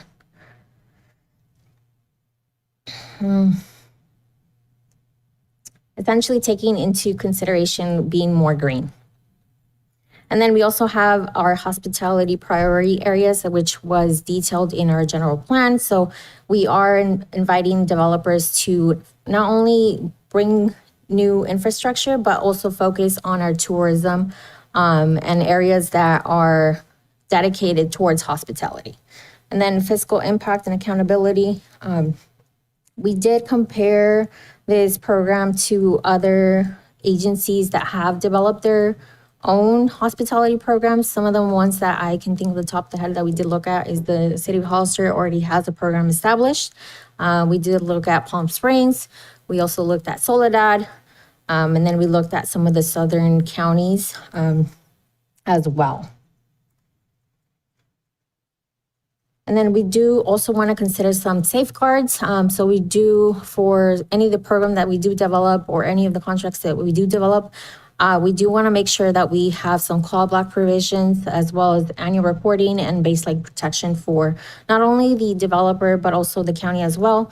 And then we would work on data collection requirements. So that would be quarterly TOT reporting with verification, annual economic impact assessments, just to see how the project is doing. And then local employment and wage tracking, visitor origin and spending analysis. And then we also do have an implementation timeline for consideration if we do get somebody who's interested, but also kind of further developing this program as well. So at this time, I would like to invite either the Board of Supervisors who are currently sitting on the Tourism Advisory, if they want to include anything else, but also invite the members for any feedback as well. Yeah, thanks, Gracie. And I'll kick it over to Supervisor Zanger in a moment, but just to explain the process, we brought this to the Tourism Advisory Committee. There's widespread support on the committee for this. The intent was that we obviously need more hotels in this community, especially since we're prioritizing tourism, the tourism industry, and trying to do more in tourism and to capitalize on the 350,000 people that visit Pinnacles National Park annually, who oftentimes have frustrations having to sit in parking lots and wait for hours to get into the park, and to really encourage people to use Pinnacles as the anchor and to encourage people to have more extended stays here, more like probably staycation sort of thing with Bay Area, Monterey, Central Coast region, and to get them to go to notice these other amenities that we have in the community, whether it is the wineries or whether it is some of the other outdoor features that we have in the community. And so we started with Hollister as a template because Hollister's had a program in place for a number of years. And we really, we're hoping that we can move this forward and expedite this. You can always kind of nitpick at details with this sort of thing, but there's been a lot of work that's put into it, and I would hope that we can move it forward and see how it goes at least, and refine if necessary going forward, and that this is something that doesn't necessarily get bogged down in process because of the back and forth committees and Board of Supervisors. So the hope is to get the county, Hollister, San Juan Bautista on the same page. Ideally, we would have programs that are similar or the same, so that we're not necessarily competing with one another, that the goal is just to get hotels in this community so we can get more dollars spent here. And then just want to point out that just for clarity's sake, that hotels are actually allowed pretty much throughout the county, even in ag areas where you would need a conditional use permit. So there isn't a mentality that we won't. I think everybody's on the same page that we want more hotels in this community, and we want them wherever we can get them. But in an ideal world, I'll just share what I've said publicly already, that somewhere between Hollister and Pinnacles, or Tres Pinos and Pinnacles, would be the most ideal place for new hotel development when it comes to Pinnacles. Supervisor Zanger? Yeah, thank you. So I just want to stress again that this is something that I believe we need. And, when we were working on this, there were some cynical people out there that said, well, no one's coming here anyway. It's like our hotels are actually full most of the time. They're at like 70% capacity all the time, pretty much. So we definitely need more hotels. So that's why I think this is a good program. The City of Hollister has had one. I don't know when they got theirs exactly. I'm sure we can find that out, but they have theirs. And And yeah, in here is the caveat about the hospitality area that is laid out in the general plan, which is that area that Supervisor Kosmicki was just mentioning, sort of near our wineries in South County area. So there's some incentives to have it in that area specifically. And as Supervisor Kosmicki did say, this is something where I think once we get it, we can always, and I intend to probably come back, check on things, see how it's working, maybe tweak it if we need to, adjust as needed. So this is definitely, I think, something that will take some adjustment as it goes so we can see what's working and what is not working. Yeah, I think that about sums it up. I'll just say I'm open right now. Of course, very open to hear from the board on what they think, if there needs to be any tweaks as it is now. But ideally we can get this going so that we can have something on the books as soon as possible so we can get those hotels that we need. That's all. One last thing I did want to add is that I want to give credit to the ad hoc members there's an ad hoc of the tourism committee, along with Supervisor Zanger, was Christian Pillsbury from Eden Rift. Was very instrumental in working on this, and also Jill Pagaran from Spirit of San Juan Bautista. So those three worked on really refining the details of the program that came to the tourism committee. So that's all I have, and we'll go to public comment. We'll bring it back to the board. If you'd like to make a comment in chambers, please provide a speaker card. On Zoom, please press *9 or the raised hand icon. And in chambers, we'll start with Elias Salinas.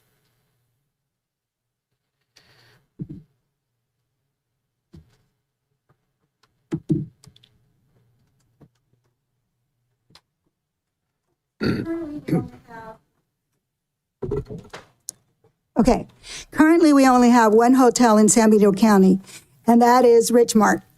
And that is going to be remodeled.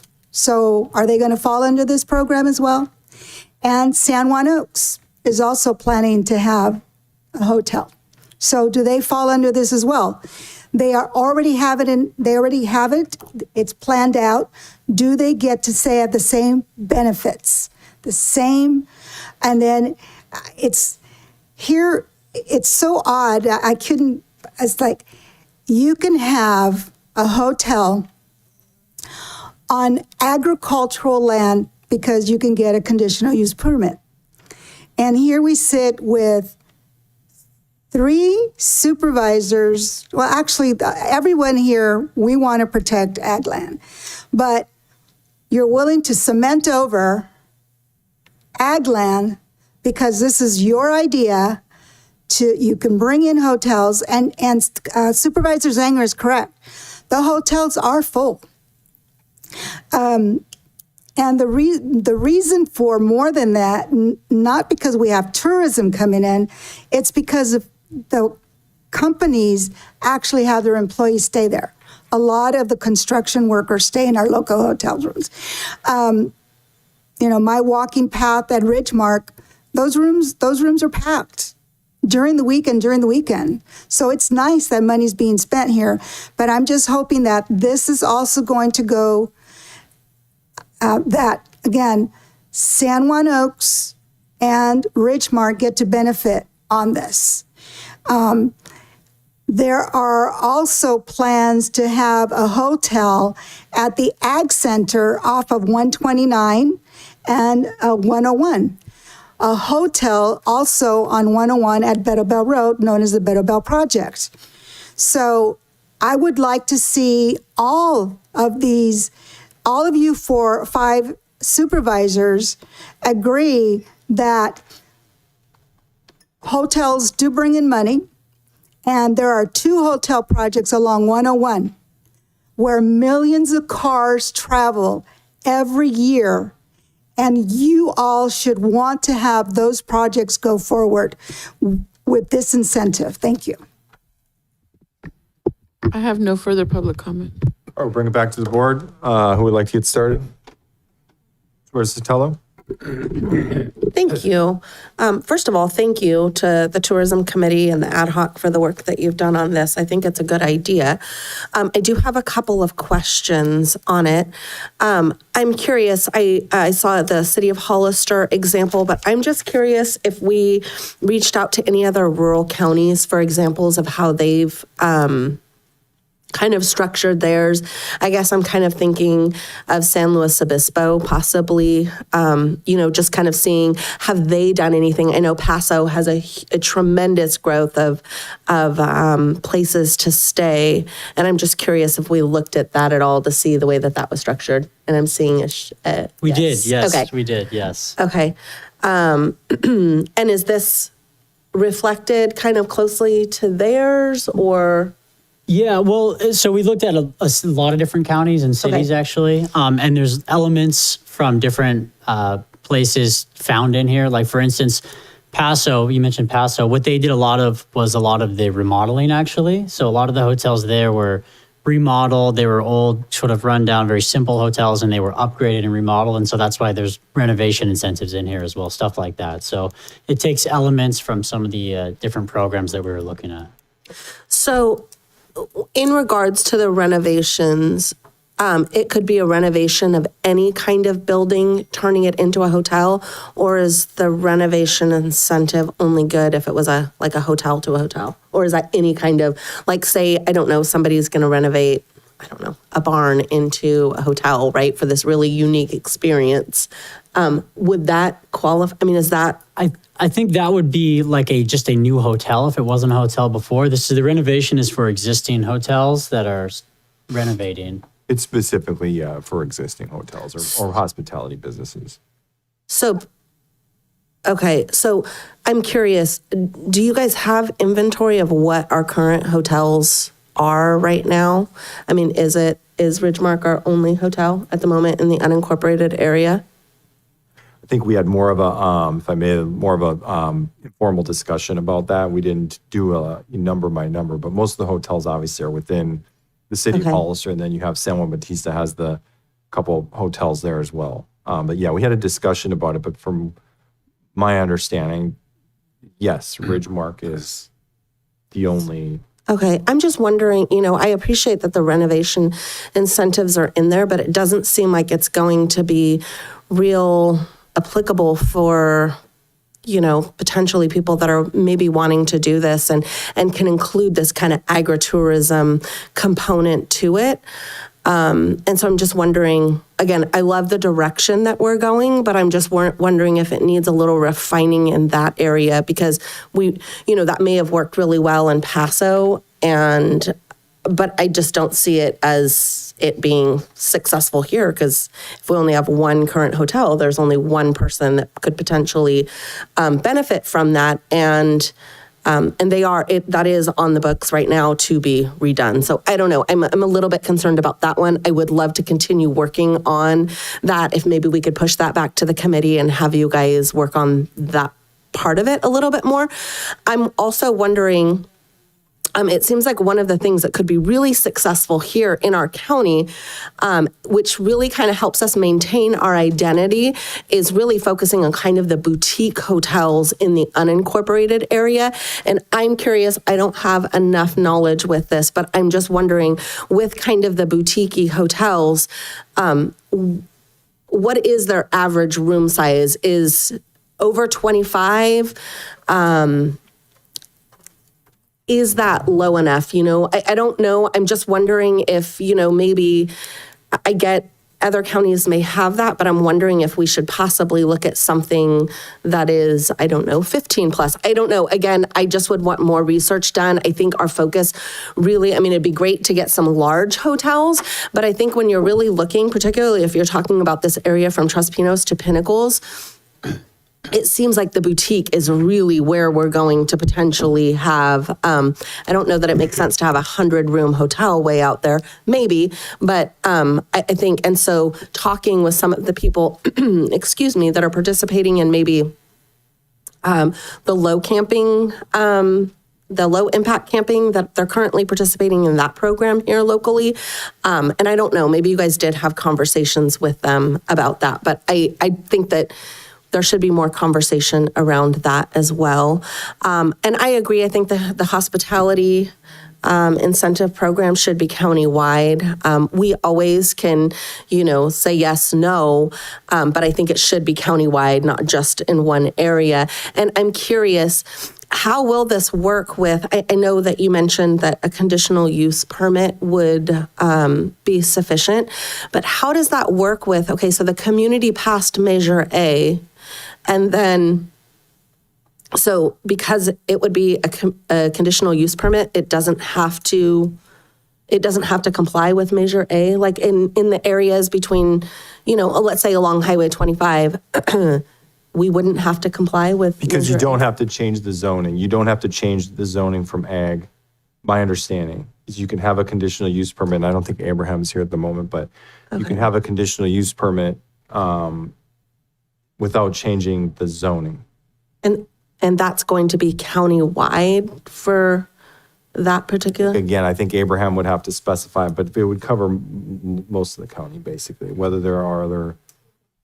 Is that, I mean, was that the intention of the voters when they voted on Measure A? I don't know. I just want to be clear. I just want to make sure that we give a lot of thought to this. I'm very supportive of this, but I also don't want to get into a situation where we found a loophole and now we can kind of do something different. And so and then if we do have to comply with the Measure A, even if it does legally, we can do this, but maybe that wasn't the intent of it, would we potentially give a break if it required somebody to go on for a vote of the people? Are we considering giving people a break on what it would cost to put something on the ballot? I want to make sure there's not unintended consequences, and I'm trying to think a little bit about the perception of this and how this kind of works. And so again, I'm very supportive of it, but I do want to be careful about what it looks like in the community. So you said Abraham's online. Can he maybe address some of those questions? And while he's coming on, my understanding is the people that push Measure A are supportive of hotels. I don't think that there was, and in places where the community can obviously provide feedback, but that was always my understanding, is that hotel development was actually something that, and they're well aware that the current county rules do allow hotels with conditional use permits. But it's going, okay, okay, thank you. Because they support the tourism development. Go ahead, Abraham. Thank you. Can you all hear me? Yes, sir. Yes. Okay, very well. Thank you so much. Yeah, so thank you for having me on. That is correct. The conditional use permit can be processed through the regular planning process, through the regular discretionary permit requirements. And because it would not require a rezone or a general plan amendment, we don't necessarily have to have it subject to Measure A. Those land uses that are consistent with the land that require a conditional use permit can be processed through a conditional use permit process, and discretionary would require planning commission approval. If it gets appealed, then at that point, whether planning commission approves or denies, then at the appeal part, then that goes to the board of supervisors. So I hope that answers in regards to the Measure A aspect of it. Thank you, Abraham. Okay, I've stated some of my concerns, so thank you. Yeah, totally get it. And those are really good questions. These are the things that actually came up. I will say from the renovation perspective, it's not something that I was personally pushing for. I don't want to speak for Supervisor Zanger, but initially that's not something that we were looking for that was brought into the discussion by others. I think there would be an understanding. Again, I don't want to speak for others, but I think just logically speaking, we were working to try to provide a template for the entire county, for the cities as well. So if we took renovations, I wouldn't have a problem to be on it. I think Supervisor Zanger and somebody to maybe work with staff on further refining that to bring back. Because I think it's a good point. I also, I asked the question about the dollar amounts, and basically those dollar amounts, from my understanding, were in line with what it costs basically to develop, for instance, a 25-room boutique hotel. I personally would be okay bringing down the $10 million amount as well, because I don't want to leave out opportunities because of, they just don't quite make that investment level. So I think that for me, I would suggest, if there's a will of generally supporting this, to move it over to staff and county council to develop in line with some sort of ad hoc to work on the concerns that you've brought up with the size of the investment and the renovations, frankly. I personally do not need the renovation aspect. I don't know where you stand on that, Supervisor Zanger. Yeah, I know. I'm like I said, I think it was partially for like Sam wanted to be able to kind of adopt it as is, and Hollister to kind of take that piece of it. It's fine if we have it or not, and I'm fine cranking down the numbers as well. Supervisor Velasquez or Curl, who would like to go first? Go ahead. Okay, so I do agree with some of the concerns. I'm very, very supportive of moving forward with something like this. Some of my questions have already been answered with the discussion that's happened here, but the Ridgemark renovation, I do support the renovation being involved in this. The reason why is because we want that renovation to pretty much help save Ridgemark. We have a serious problem with Ridgemark right now, especially because one of the two 18-hole golf courses has closed, and without bringing in revenue into that facility, those housing prices are going to crash, and when they do crash, it is going to be detrimental for our property tax revenues. And we have to come up with ways. There's a development that's being discussed about the areas of the 18-hole golf course. There isn't a lot of support for that from the residents. However, they're not bringing back the 18-hole golf course. And now we have nothing but dead trees, and we have, all these things that need money for that developer to actually, or that property owner to actually be able to maintain the facility. So I am very much supportive of the renovation being included in there. Now, my question is, the minimum of 30% increase in the ADR, the average daily rate, that is the average daily rate of the individual staying at the hotel. It would increase the value of the room rate. Is that what we're talking about? Okay, just making sure that was understood. I also I would like to know, this is where I'm torn. I like the $10 million in investment because we want a quality, we want a dedicated investment. I really am with that quality standard of the AAA rating, the 3-star to 5-star rating. What I don't want to see is a bunch of little, 1-star, 2-star hotels that don't actually make it. If they're going to invest that money, but the ratio of the 10 million to the 25 rooms, I would like to look at maybe reducing that slightly to be able to have more of a boutique option. Some of the individuals that have reached out to me for hotels in South County are looking at 10-room, with spas and restaurants, so that it's more of an intimate destination point. So those are some of my concerns there. When it comes down to the hospitality priority area benefits, one, for it being a CPU, a conditional use permit, and not having to be a general plan amendment and not impacting Measure A, you hit right where my question was, because I don't want it to be something that if the will of the voters was to not have this, and that it would have to go to a vote of the voters, could we consider contributing towards the election process? But if that is not the case, that was an area of concern for me. Expediting the permit process, I feel that is something that I feel the permitting process should not be so labor intensive on any of our projects. We should be able to be more direct about what our expectations are from anybody that's doing any sort of development like this. But the dedicated project liaison, that's fine. I don't know if it wouldn't necessarily be a full-time person in the planning department, but one person that's your go-to expert on hospitality and hotel incentives, that would be beneficial. The waiving or reducing of development processing fees, I'm assuming you guys have like talked about what that would look like, or is that part of the discussion that we would bring back? Like, what does San Luis Obispo do? What do these other counties do? And then the pre-approval of the environmental clearance where applicable. Can you guys explain that one to me a little bit? Because that's an investment. And typically, my understanding is that you do an area that you're promoting for development of hospitality or whatever industry you're promoting, and that the county or the jurisdiction typically does the environmental. So the environmental's done in advance, promoting businesses to come to that area. Is that what you're looking at, or are you looking at ways of waiving environmental requirements based on procedural processes of permitting?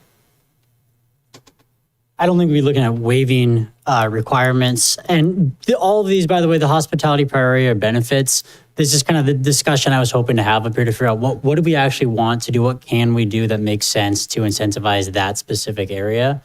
And so that's something that I think we'd have to explore a little more at this point. Okay, because my concern is the environmental costs are the number one reason why people cannot build hotels in this county. The CEQA investment is huge. So if we're going to do something like this, I think we need to be a little more detailed about what does that look like. I understand some counties and jurisdictions have a separate type of conditional use permit that allows hospitality because it is a betterment for the community. And I'm not saying that I agree with this. I'm just saying this is what other counties have, that the hospitality industry is a better benefit for the community than the risk of the environmental impact. There are ways of doing that through your general plan and your application process. I don't know if that's the route you guys were looking at, or also the priority infrastructure and support. There's no infrastructure in this area. There's no wastewater. The water that is there is concentrated in certain areas. So there is water. It's just the wastewater issue. And are we looking at, septic for these types of hotels? Because that's an environmental impact that could be substantial.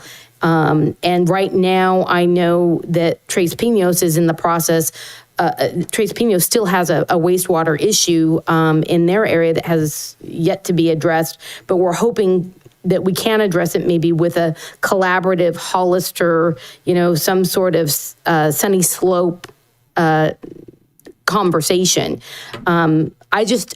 These are my concerns. I do very much support this. I just want to get into the details and the meat of it to understand what does this look like and how does it impact us?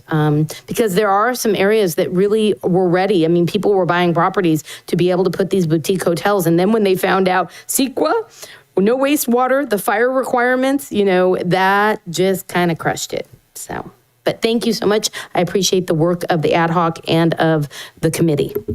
Supervisor Chair, can I just say one comment before Supervisor Velasquez?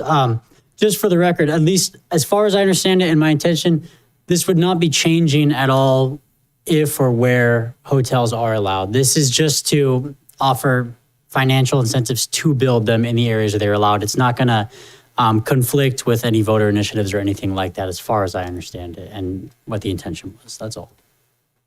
Supervisor Velasquez? If Abraham's still on, maybe you can answer the CEQA portion of that.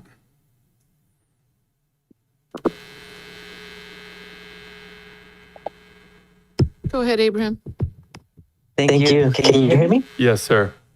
Thank you so much, Mr. Chair, member of the board. Yeah, so just like Supervisor Crow indicated, the CEQA process is because for any project or any application that's submitted that's considered a project, CEQA does get involved. And so essentially what we do is we take in the application, then, because we are limited staff, we do have a number of consultants that are already pre-approved by the Board of Supervisors, in which we sent out the request for proposal.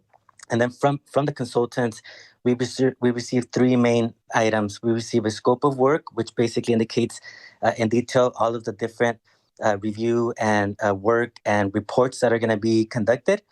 We receive a timeline of how long that's going to take, and then a cost for that environmental review. And all of it is taken into consideration, all the different potential significant impacts that the project may have in transportation, biological, cultural, and so forth. And what the environmental, as you well know, is try to mitigate those potential significant impacts to less than significant. So all that process runs concurrently with the conditional use permit that the county processes.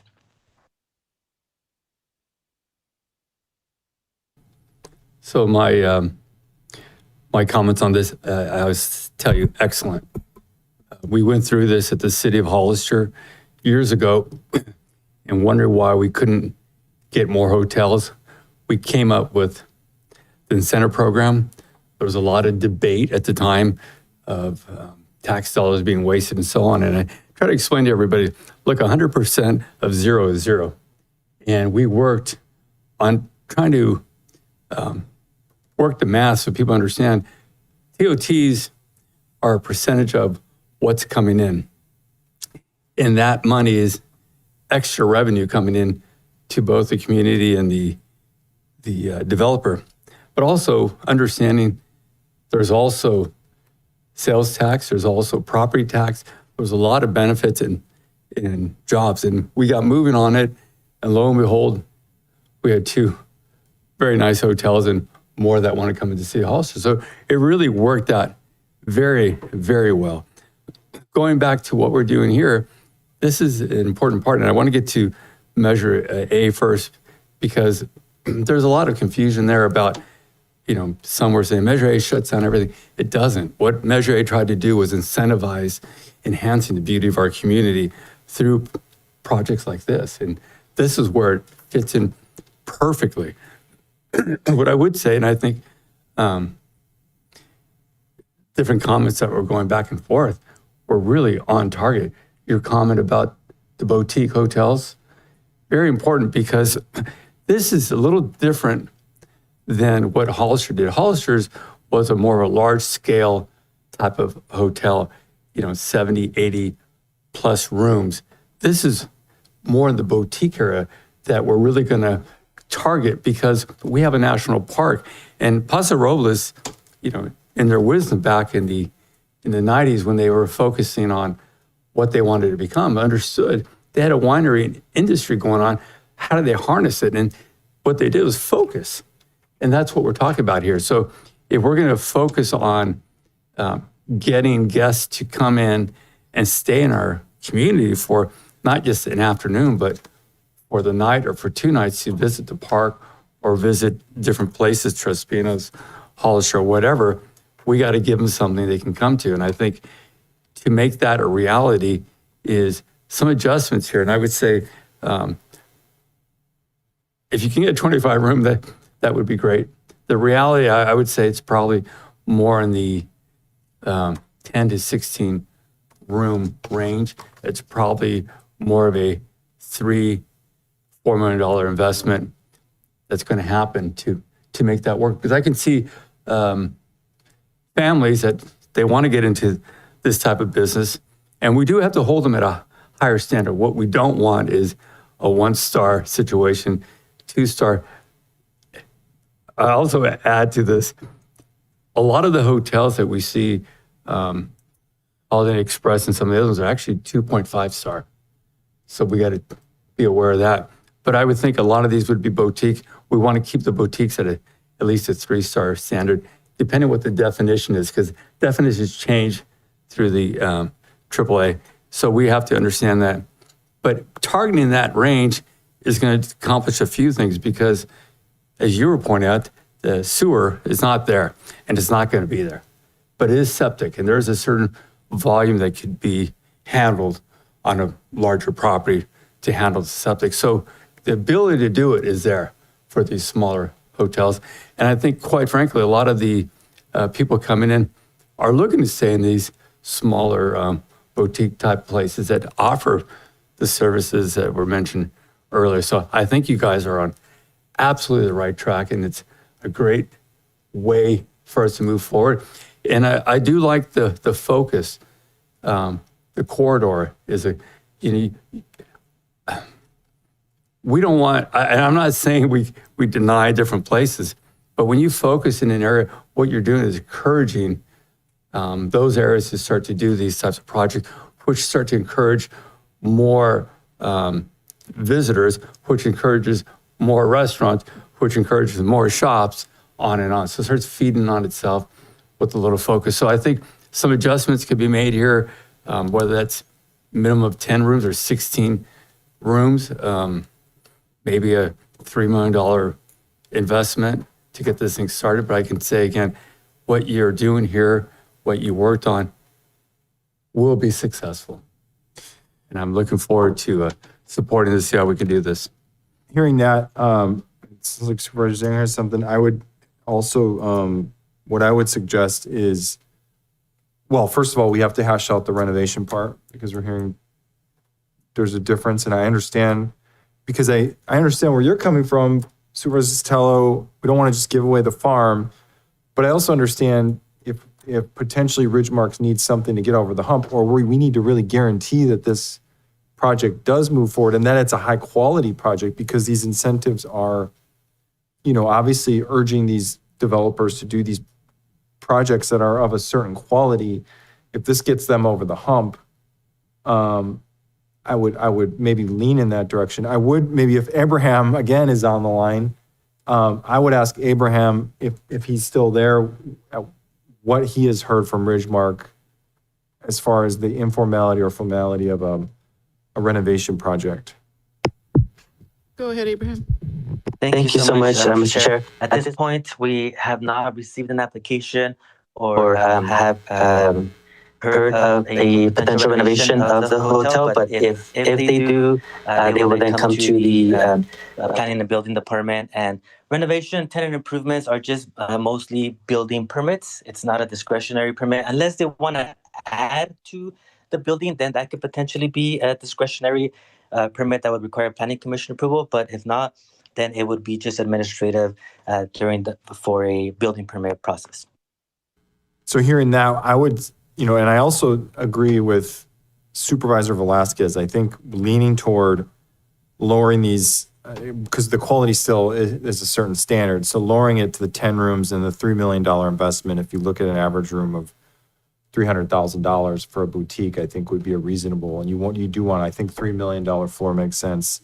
10 room floor makes sense. And potentially sending it back to an ad hoc to work with planning and county council to bring something back. So we're not, I think the Tourism Advisory Committee, in my mind, has done a great job. They've done their role.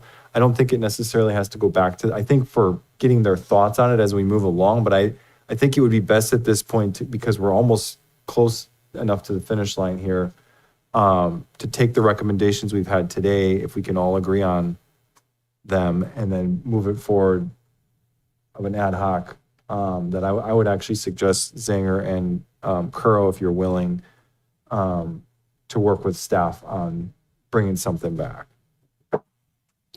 I would absolutely like to be on this, and the San Juan Oaks is a completely different animal, in my opinion. The hotel that they're looking at putting there is much more expansive, but one of the reasons I am very supportive of the hotel at San Juan Oaks, they also are looking at a boutique type hotel on the other side of the golf course, adjacent from the clubhouse. But then behind the front of the clubhouse is where they are talking about a larger, much larger hotel. But we're also talking about potential conference room areas.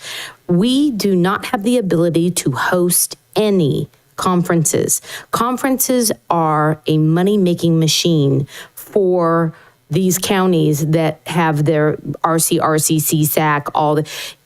they're here for a very short period of time. You get them, you capture those tax dollars, you get that TOT tax, and they leave. So I just want to make sure that the San Juan Oaks project, that we fully understand what their intent is and how we can help, because they're on the border of saying, we don't think that you're going to bring enough people here to warrant the hotel that we want to build. And I think we can convince them as a board, oh, we can bring the people.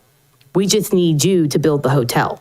The other item is when it comes to the renovation, I appreciate the openness of having that conversation, because I think there is a fine line there.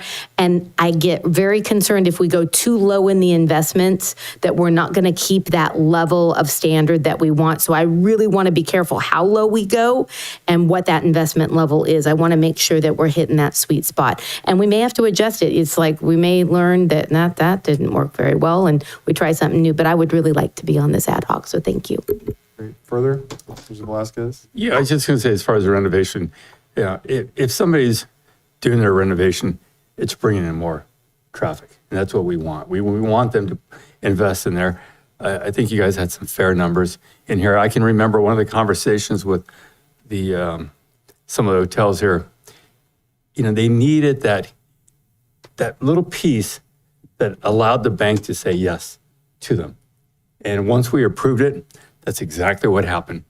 And the rest is history. And more people do want to come in. So I agree. You know, you have a lot more conversations. But this is definitely going the right path if we're really looking to increase tourism and getting more dollars spent here without the massive developments that had happened in the past. Great. Singer? Yeah, apologies. Just one thing I forgot to mention earlier is that when we crafted this, just want to throw out that the understanding of what a hotel is in terms of this program is pretty broad, because, you know, as we're saying, maybe this, you know, we don't want these kind of like very commercial giant hotels in certain areas of the county. But this is, I mean, you could take this as far as there's like, you know, little cabin stays, like little cabin villages, there's glamping, things like that. All that would ideally fall under this so that we can have something that fits more in the rural character in those areas. Great. So go ahead. I just want to add before I forget, very, very important part, making sure we're enforcing dark skies. Dark skies. Yes. We do not want to lose that. Good point. That is huge for the Pinnacles, and it's a conversation that maybe we need to bring back about Hollister and our northern area where we're losing some of our dark skies. So I really appreciate that. Great. So I guess we could take a vote to essentially put our initial support behind this, to bring an ad hoc back that would work with staff. Staff could probably start working on, you know, jotting out some template, because we have to bring back, I believe, to approve an ad hoc. So staff could start working on just, you know, working on some level of a template that can be refined, that would look at taking what we have here, reducing the threshold to 10 rooms and $3 million investment, including the renovations, and including the ensuring dark skies is included. Am I missing anything else? And bringing back the ad hoc, and then bringing back, would this have to be in the form of an ordinance, county council? No, a resolution. Not this one. Okay. I entertain a motion to move forward in that direction. I move to move forward in that direction. Okay, we have a first, we have a second.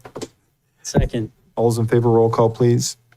Supervisor Kosmicki, Oh, real quick for clarification, Supervisor Zanger, but you would be bringing that back in, Carol, but yes. Yes, I vote yes. Supervisor Zanger, Yes. Supervisor Sotelo, Yes. Supervisor Curro, Yes. Supervisor Velasquez. Yes. 5-0 vote, motion passes. All right, Thank you. thank you very much. So that would take us to item 2.5, which is accept presentation regarding San Juan Oaks condition compliance status for the development agreement. We have Steve Loop.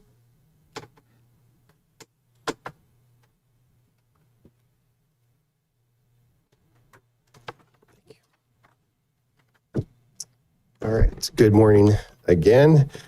We will be spending the next few minutes going through the San Juan Oaks condition compliance status. So just a little bit of background. projects go through planning process, and during that process, there's conditions of approval for the project. And so, although the planning staff and planning department also goes through these condition compliance, we're going to be going through that with you this morning as well. And just give you some folks maybe online or listening a little bit of the background on San Juan Oaks, the development, which is located near the intersection of Highway 156 and Union Road. Their entitlements include 1,017 active adult homes with a 20,000 square foot private amenity center. And I'll go through that, what that means in a moment. There's 67 conventional homes, which means they're not age restricted. You don't have to be an active adult to purchase one of those 67 homes. They're just standard single family homes. There will be a up to 65,000 square feet of neighborhood, commercial, and office space, up to 100 bed assisted living, skilled nursing memory care facility, up to a 200 room hotel, which we've talked about just recently this morning. 1,200 acres of parcel to be deeded to the San Benito Ag Land Trust, and 194 acres of on-site and off-site agricultural easements. So, to go through the timeline just a bit. So back in November 13th of 2015, before the folks up here on the board were on the board, the county and Pulte Homes entered into a 15-year development agreement that memorialized all the entitlements that we'll be kind of talking about today in the development agreement. And then in 2019, San Benito County and San Juan Oaks entered into the first amendment to the development agreement. In 2020, there was a COVID enforced delay, is what the state calls it, which essentially extended various things, but one of the things it extended was it added 1,091 days to various project development entitlements. And so that extended the termination date to November 27th of 2033 for the overall project development agreement. Let's see, 2021, San Benito County provides a consent to the assignment and assumption agreement. 2021, San Benito County also provides San Juan Oaks with an estoppel, basically certifying that the development agreement is in full force, full effect, and in full compliance. In 2024, the county also again reviewed the development agreement and certified that development agreement was in full effect, full compliance. And then in 2025, the San Juan Oaks, actually, we met with the County Planning Commission on June the 18th of 2025, and the Planning Commission reviewed the development agreement, and they concluded that the project was in compliance with their development agreement and conditions of approval. So let me just show some folks a couple aspects of the actual development. And right now, the project is in phase one, which I believe is 279 homes, active adult homes. And just to give folks a little bit of perspective, if you're on Union Road and you take a left on San Juan Oaks Drive, all the way to the clubhouse is essentially a public road that was built by the developer, did not cost the county any money at all. And they also built a new bridge because the bridge there wasn't in great shape. And so the developer also constructed a new bridge. They constructed some bike lanes. And so in addition to that, they actually redid the golf course for folks that are fans of golfing. It's really nice. And they redid the clubhouse, super nice. So folks want to go out there and play some golf and go to the clubhouse, highly recommend it. But that's all open to the public.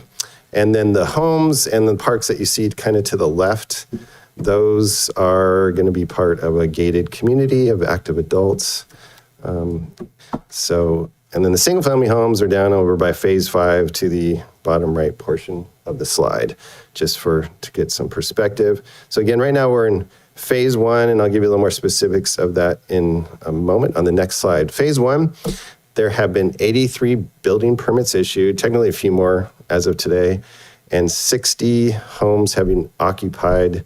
So essentially when a building permit's finalized and our inspector folks inspect everything, they say, okay, you now have a certificate of occupancy, you are allowed to occupy that home. So there's been maybe a few more than 60, but so they're roughly 25% through the phase 1 construction.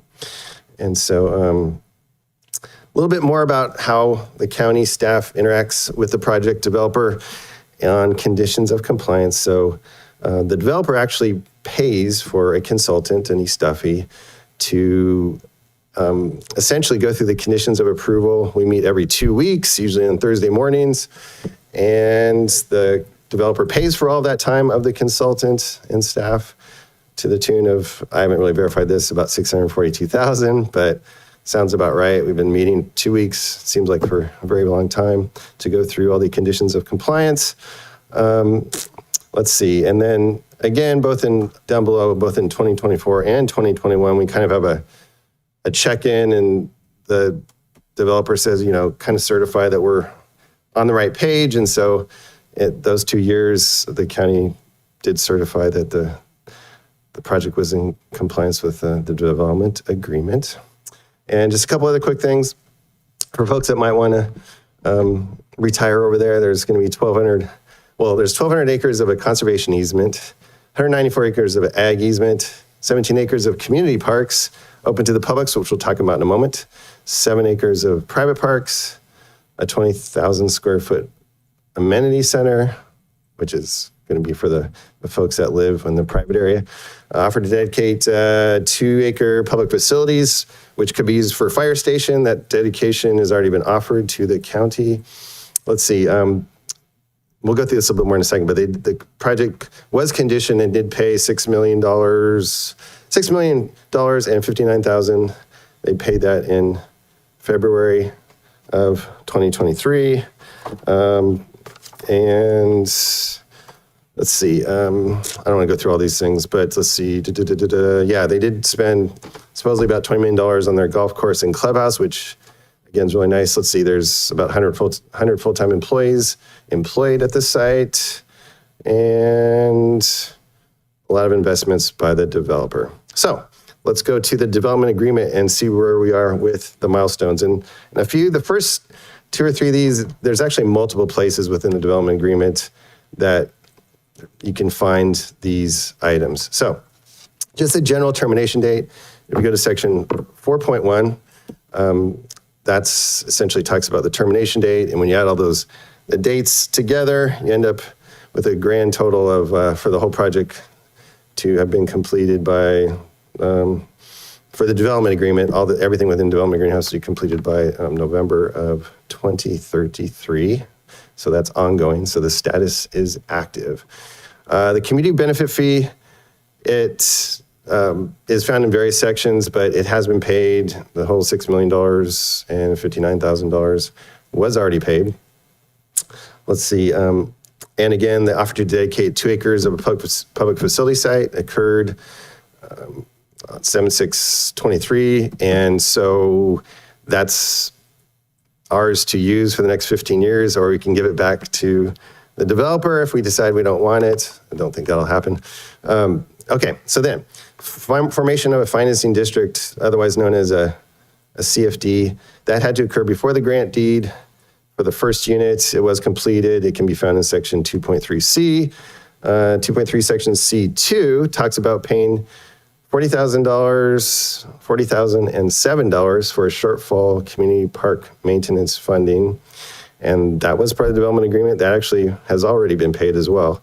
2.3C section I1, county maintenance CFD shall generate $200,000 annually. Sorry about that. I'll try to talk quicker. So as for folks that don't know, when a CFD is formed, there's a calculation performed on how much each unit will pay for what they call a negative fiscal impact, which is emergency services and a little bit of county overhead. So that's one number. And then some projects, such as San Juan Oaks, also have their, instead of doing an HOA, they have their folks pay an annual assessment into maintenance of their facilities. And so they call it the maintenance CFD. And so this is an interesting condition. County maintenance CFD shall generate $200,000 annually by next May. Well, it depends, how many homes are sold and those type of things. But I think they're either at 40 or 50,000 generated already annually just from the homes that they've sold. So they're 25, 30, 40% there. And they'll continue to generate more into that CFD as things progress. Right now, we've just barely started taking over maintenance, so there isn't really a lot of maintenance to be performed on a new road and new things near the road. So in a good way, we're kind of just accumulating those funds. And so let's see, let's go to the next one. Then we're going to have a little bit more conversation on the parks because the parks are two of the active ongoing development agreement conditions that are not, they're just active and ongoing. So Olive Hill Park needs to be substantially complete before May 29th, 26, or the 250th certificate of occupancy. In other words, before someone is allowed to move into the 250th home, Olive Hill Park has to be substantially complete. Additionally, the community park, which has big dogs and little dog areas, which I'll show you in a minute, also has to be substantially complete by May 29th or 26th, or the 500th unit. And we've been talking about substantially complete is basically complete without a punch list, but that's usually what it means by substantially, is might be a few small items, but it's basically complete. Well, I'll show you those plans in a moment because they've actually gone out to bid to contractors, and so they're moving forward in a good way with the parks, which will be dedicated to the county. And part of the CFD maintenance fees is actually a part of that CFD maintenance fee goes to maintaining the parks. So it's worth mentioning. So let's see, San Juan Oaks Drive has already been completed. Had to be completed before the 500th certificate of occupancy. The EVA access road, which goes from the project out to 156, that's already been completed. It needed to be completed before the 270th certificate of occupancy. Route 156 Bixby fair share has been paid, was paid for the first final map to the tune of, I think it was $37,000. So that's already been paid. And let's see, install traffic signal San Juan Oaks Union Road has been completed. It just said thou shalt do it, and they installed the signal there. Wastewater collection conveyance system was installed for the project. Union Road Route 25 fair share contribution. So basically, there's a right-hand turn pocket that the project is conditioned to contribute to, and they've already met their fair share for that, which was to the tune of about $43,000. I'm not sure how they are contributing traffic 6 miles away, but that was included in their fair share contribution. Let's see. Preserve conservation easement area was already, it's already been dedicated. Offsite ag easement, onsite ag easements have already been dedicated to the county. So real quick, we will not allow them to go, the project to go past the 250th certificate of occupancy until Olive Hill Park is basically complete. And for the community garden, they actually have till the 500th certificate of occupancy or May 29th of 2026 to complete the community park, which is a little more complicated than Olive Hill Park, which I'll show you now. So real quick, sorry, the images aren't great. This is just a vicinity map to kind of get your bearings. So if you're on Union Road and you take a left into the project area, kind of immediately to your right, you're going to see what we call Olive Hill Park. And then as you travel down San Juan Oaks, kind of southeasterly, you'll see the community park on the left. And this was a rendering of the park before we went to the construction docks with the developer. The trail of the park actually technically continues around the olive orchard, but essentially, if you're on Union Road, you make a left and you turn in right, there'll be a little parking lot. And essentially, it's a little trail, a little maintenance building, and kind of an area where you could have sort of a farmer's market, I don't know, swap meets.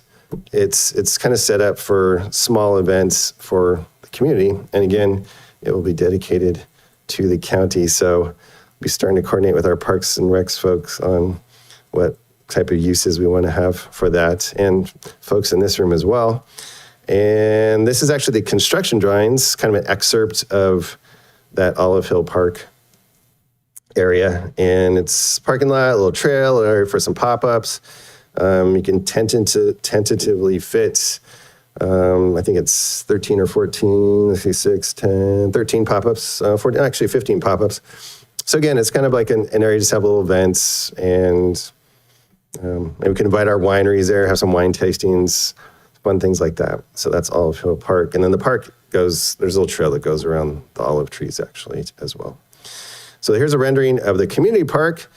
We have a little turf area on the top of the exhibit. We have a small dog park in the upper right-hand corner. We have a large dog park in the kind of the middle area. And then there also will be a community garden on the, technically it's the west area, the lower area. And there's a little trail that goes around the park, which also is accessible by emergency vehicles as needed. And up top, there's actually 2 tot lots. And again, this will all be dedicated to the county for public use. It'll be pretty nice. And so the construction drawings look a little more like that. Don't need to really go into them. Just want to let you know that they've produced construction drawings. They've gone out to bid. I believe they have a bidder, or they have a contractor on board. So their goal is to get just the paving down over the next couple months. And once you get kind of either rock or paving down, you can do some things on site as you go from there. And so I'll pause there for questions and comments. Thank you. We'll go to public comment. We'll bring it back.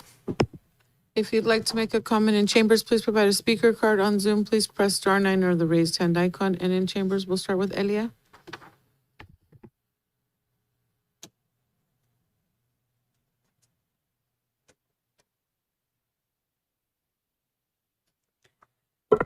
Thank you. If you haven't gone out there, you're missing a lot. It's great, great project. It seems like their parks are going to be actually completed way before the regional park, which is the next subject. I just want to verify and get it confirmed that the monies that are being provided as it's been going along are actually getting allocated and are being earmarked for specific, and they cannot be touched and said, okay, we'll pay them back later, and then we find yourselves where we are today, where you don't have any money. So I think the San Juan Oaks project has been really great. The contractor, the developer has been great to this community, and it's good to see that it's moving along. And as you can see, that the developer has been compliant with everything. And we have had other developers that we've had problems with, and this is one that is 100% compliant with everything that's been asked, everything that's online, on time. And so my only concern is to make sure that the monies are earmarked and they stay where they are, they're not borrowed, and then they can't get paid back. Thank you. I have no further public comment. Great. We'll bring it back to the board. Who'd like to get started? Supervisor Curl? Well, with this being in District 4, I have to agree with our public comment, and it is, and even Steve, it's a great place. The renovations of the golf courses are phenomenal, and the clubhouse, if you haven't been there, is top notch. I've brought several during our tours, several of our legislative representatives out there, and showing the future of San Benito County when it comes to being able to somewhat host and entertain, and they were very impressed. So the one thing, if you don't mind, could you go back to your, I believe it's it's the one that shows the overall project. It's page 3. Oh, no, 4. Page 4. Yeah. So just so everybody's aware, the hotel resort area is that yellow area that is very large. The smaller yellow area is the amenities center for the residents in the gated community. But that is a very large hill that they're trying to come up with some different options of what that would look like. But it is a full resort area across the street from the clubhouse. So just so everyone knows, that's kind of the area of the hotel topic that we're talking about. Also in the pink area, or I guess you'd call it kind of salmon area on the upper right, that is commercial, that is neighborhood commercial, and it has some of the senior services that they were talking about also. So that'll be interesting to see how that plays out. I don't have much more than that. I thank Steve very much for doing this update. I think it's great for the community to know that this is an open area, the clubhouse. All of this is open to the public. The restaurants, they have a fine dining, which is 36 degrees, and they have McCain's, which is you just go in and have a sandwich and sit out on the deck. It's great. So get more people out there, more sales tax, and then hopefully get a hotel built, and we'll get some of those hospitality and TOT tax. So thank you so much, Steve. And I do thank the developers for this. This was all done way before I ever got on the board, and I was a county employee listening to what they were doing out there, and it is really amazing to see how it's all kind of come together. So thank you, Steve. Thank you, Steve. Thank you, Supervisor Curl. We'll go with Supervisor Zanger. We'll come back, or we'll work our way back around. Yeah, thank you. Okay, well, thank you for the presentation. Appreciate it. It looks nice. It looks like it's going to be very nice. And I spent time out there, been out there. The clubhouse is nice and all this. My question, could you just go over again? I know you mentioned it, but to say again, the substantially word in terms of the parks, what does that mean exactly? Because I just don't want there to be any ambiguity on what substantially means. Yeah, so unfortunately, that's the wording in the development agreement. But the way we view it is, you just have like punch list items. So the construction's finished and you go, and there's always going to be little items that we say, well, you didn't do this quite right or that quite right, or you need to fix this fixture in the bathroom or those type of things. So that's usually what's meant by substantially. It's not my term, but that's just the way it was worded in the development agreement. And I think it was to ensure, as a developer is doing, that they're actually constructing and intend to complete the park, by next May, or the 250th, building permit, one of the two. And so they are on track to do that and accomplish that. And so I think it's to put some pressure on, like, you shall do this by, May of 2026, or those trigger dates. And I think they're compliant with that. So. Okay, to me, it seems like it'd be relieving pressure, because instead of just saying complete, substantially could be not complete, incomplete, right? I guess that's my concern with the park situation, because, it's always nice to see the little graphics made of what the park's going to look like, and the little trees and everything. And then it's another story to get it looking like that. And so that's my concern right now, I guess, is the two parks, not just the one park, but the two parks being complete. And I guess the word substantially is in the development agreement. So we can't essentially just remove that and say, hey, you got to finish the park. But that would be my hang up as far as at that time moving forward is personally, for me, substantially, I'm interpreting that to mean whatever I can, as close legally as I can to complete. That's how I would interpret substantially. I don't like the idea of being, it's basically there. I'd like to see it substantially in terms of essentially there. Agreed. So that's my issue that's my concern, I should say, with the park, because I just don't want to get them situations where, they were on track and they were doing this, and then something came up last minute, and so now it's delayed and now it's not happening. So I just want to be very stringent about the parks and make sure that they are going to be completed before a certain point, before their certificate of occupancies are given at that point. So. Yeah, for sure. I would agree. Supervisor Sotelo? Thank you. Thank you for the presentation. I guess I don't have as much of concerns with it, just because I feel like this developer in particular has really gone above and beyond and has really done everything that they said they were going to do this part. So I think if we get to that point and there's something out of sorts, we'll deal with it at that time. But I don't have as many concerns with it, just because of they have a proven track record as of this moment that they are doing the right thing. And so I appreciate what they've done so far and really going above and beyond. So that's it. Thank you. Mr. Velasquez? Yeah, just a couple of quick questions. The explain active adult. So those in the audience are, I believe it's understand what this project is. 55 and older, but don't quote me on that, but I think that's the way Well, it is. so it's one of the owners has to be 55 and older.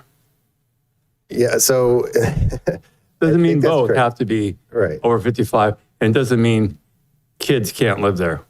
with Yeah, those- and those and parents. honestly, I haven't dug into the active adult part recently, so it was discussed a while back, but I think that's generally correct. Yeah. Okay, I just want to make sure we're all clear on that. Some people say it's just senior living. It's like, well, it's not. But No, that's correct. and you said how many have been built so far, and how many permits have been pulled? So I'll go back to that. And it's the number's a little bit higher now. So 83 permits issued. I think it's slightly higher, and then 60 homes were occupied. This was as of about a month ago, or a month and a half ago. So the numbers are slightly higher. So it might be 90 and 65, 95 and 95 permits maybe, and 75 homes, something to that effect. So. Okay. All right. Thank you. That's all the questions I have right now. Great. Yeah. So the 646,222 for staff and consultant time. Can we at some point get a breakdown of what the staff reimbursement was and where those dollars have gone? Do they go into some sort of, fund, or just Yeah, sure. I can yeah, email that to because you. the No problem. consultant money is going to go to the consultant. Obviously, the staff money is essentially revenue to the county that helps offset county service costs. And then, so May 2026, or what's the outcome at that point? Because they're not in compliance with the development agreement at that point. I'd have to defer to Steve as to what does the specific condition of approval say. If they're out of compliance, they have not completed the term of the condition of approval, then that may mean that the county can no longer issue any additional building permits or certificates of occupancy for any additional homes. Is that right, Steve? Yeah, and if you go into section 2.4B, is that correct? Yes. I'll just read it. Let's see. Shall construct parks.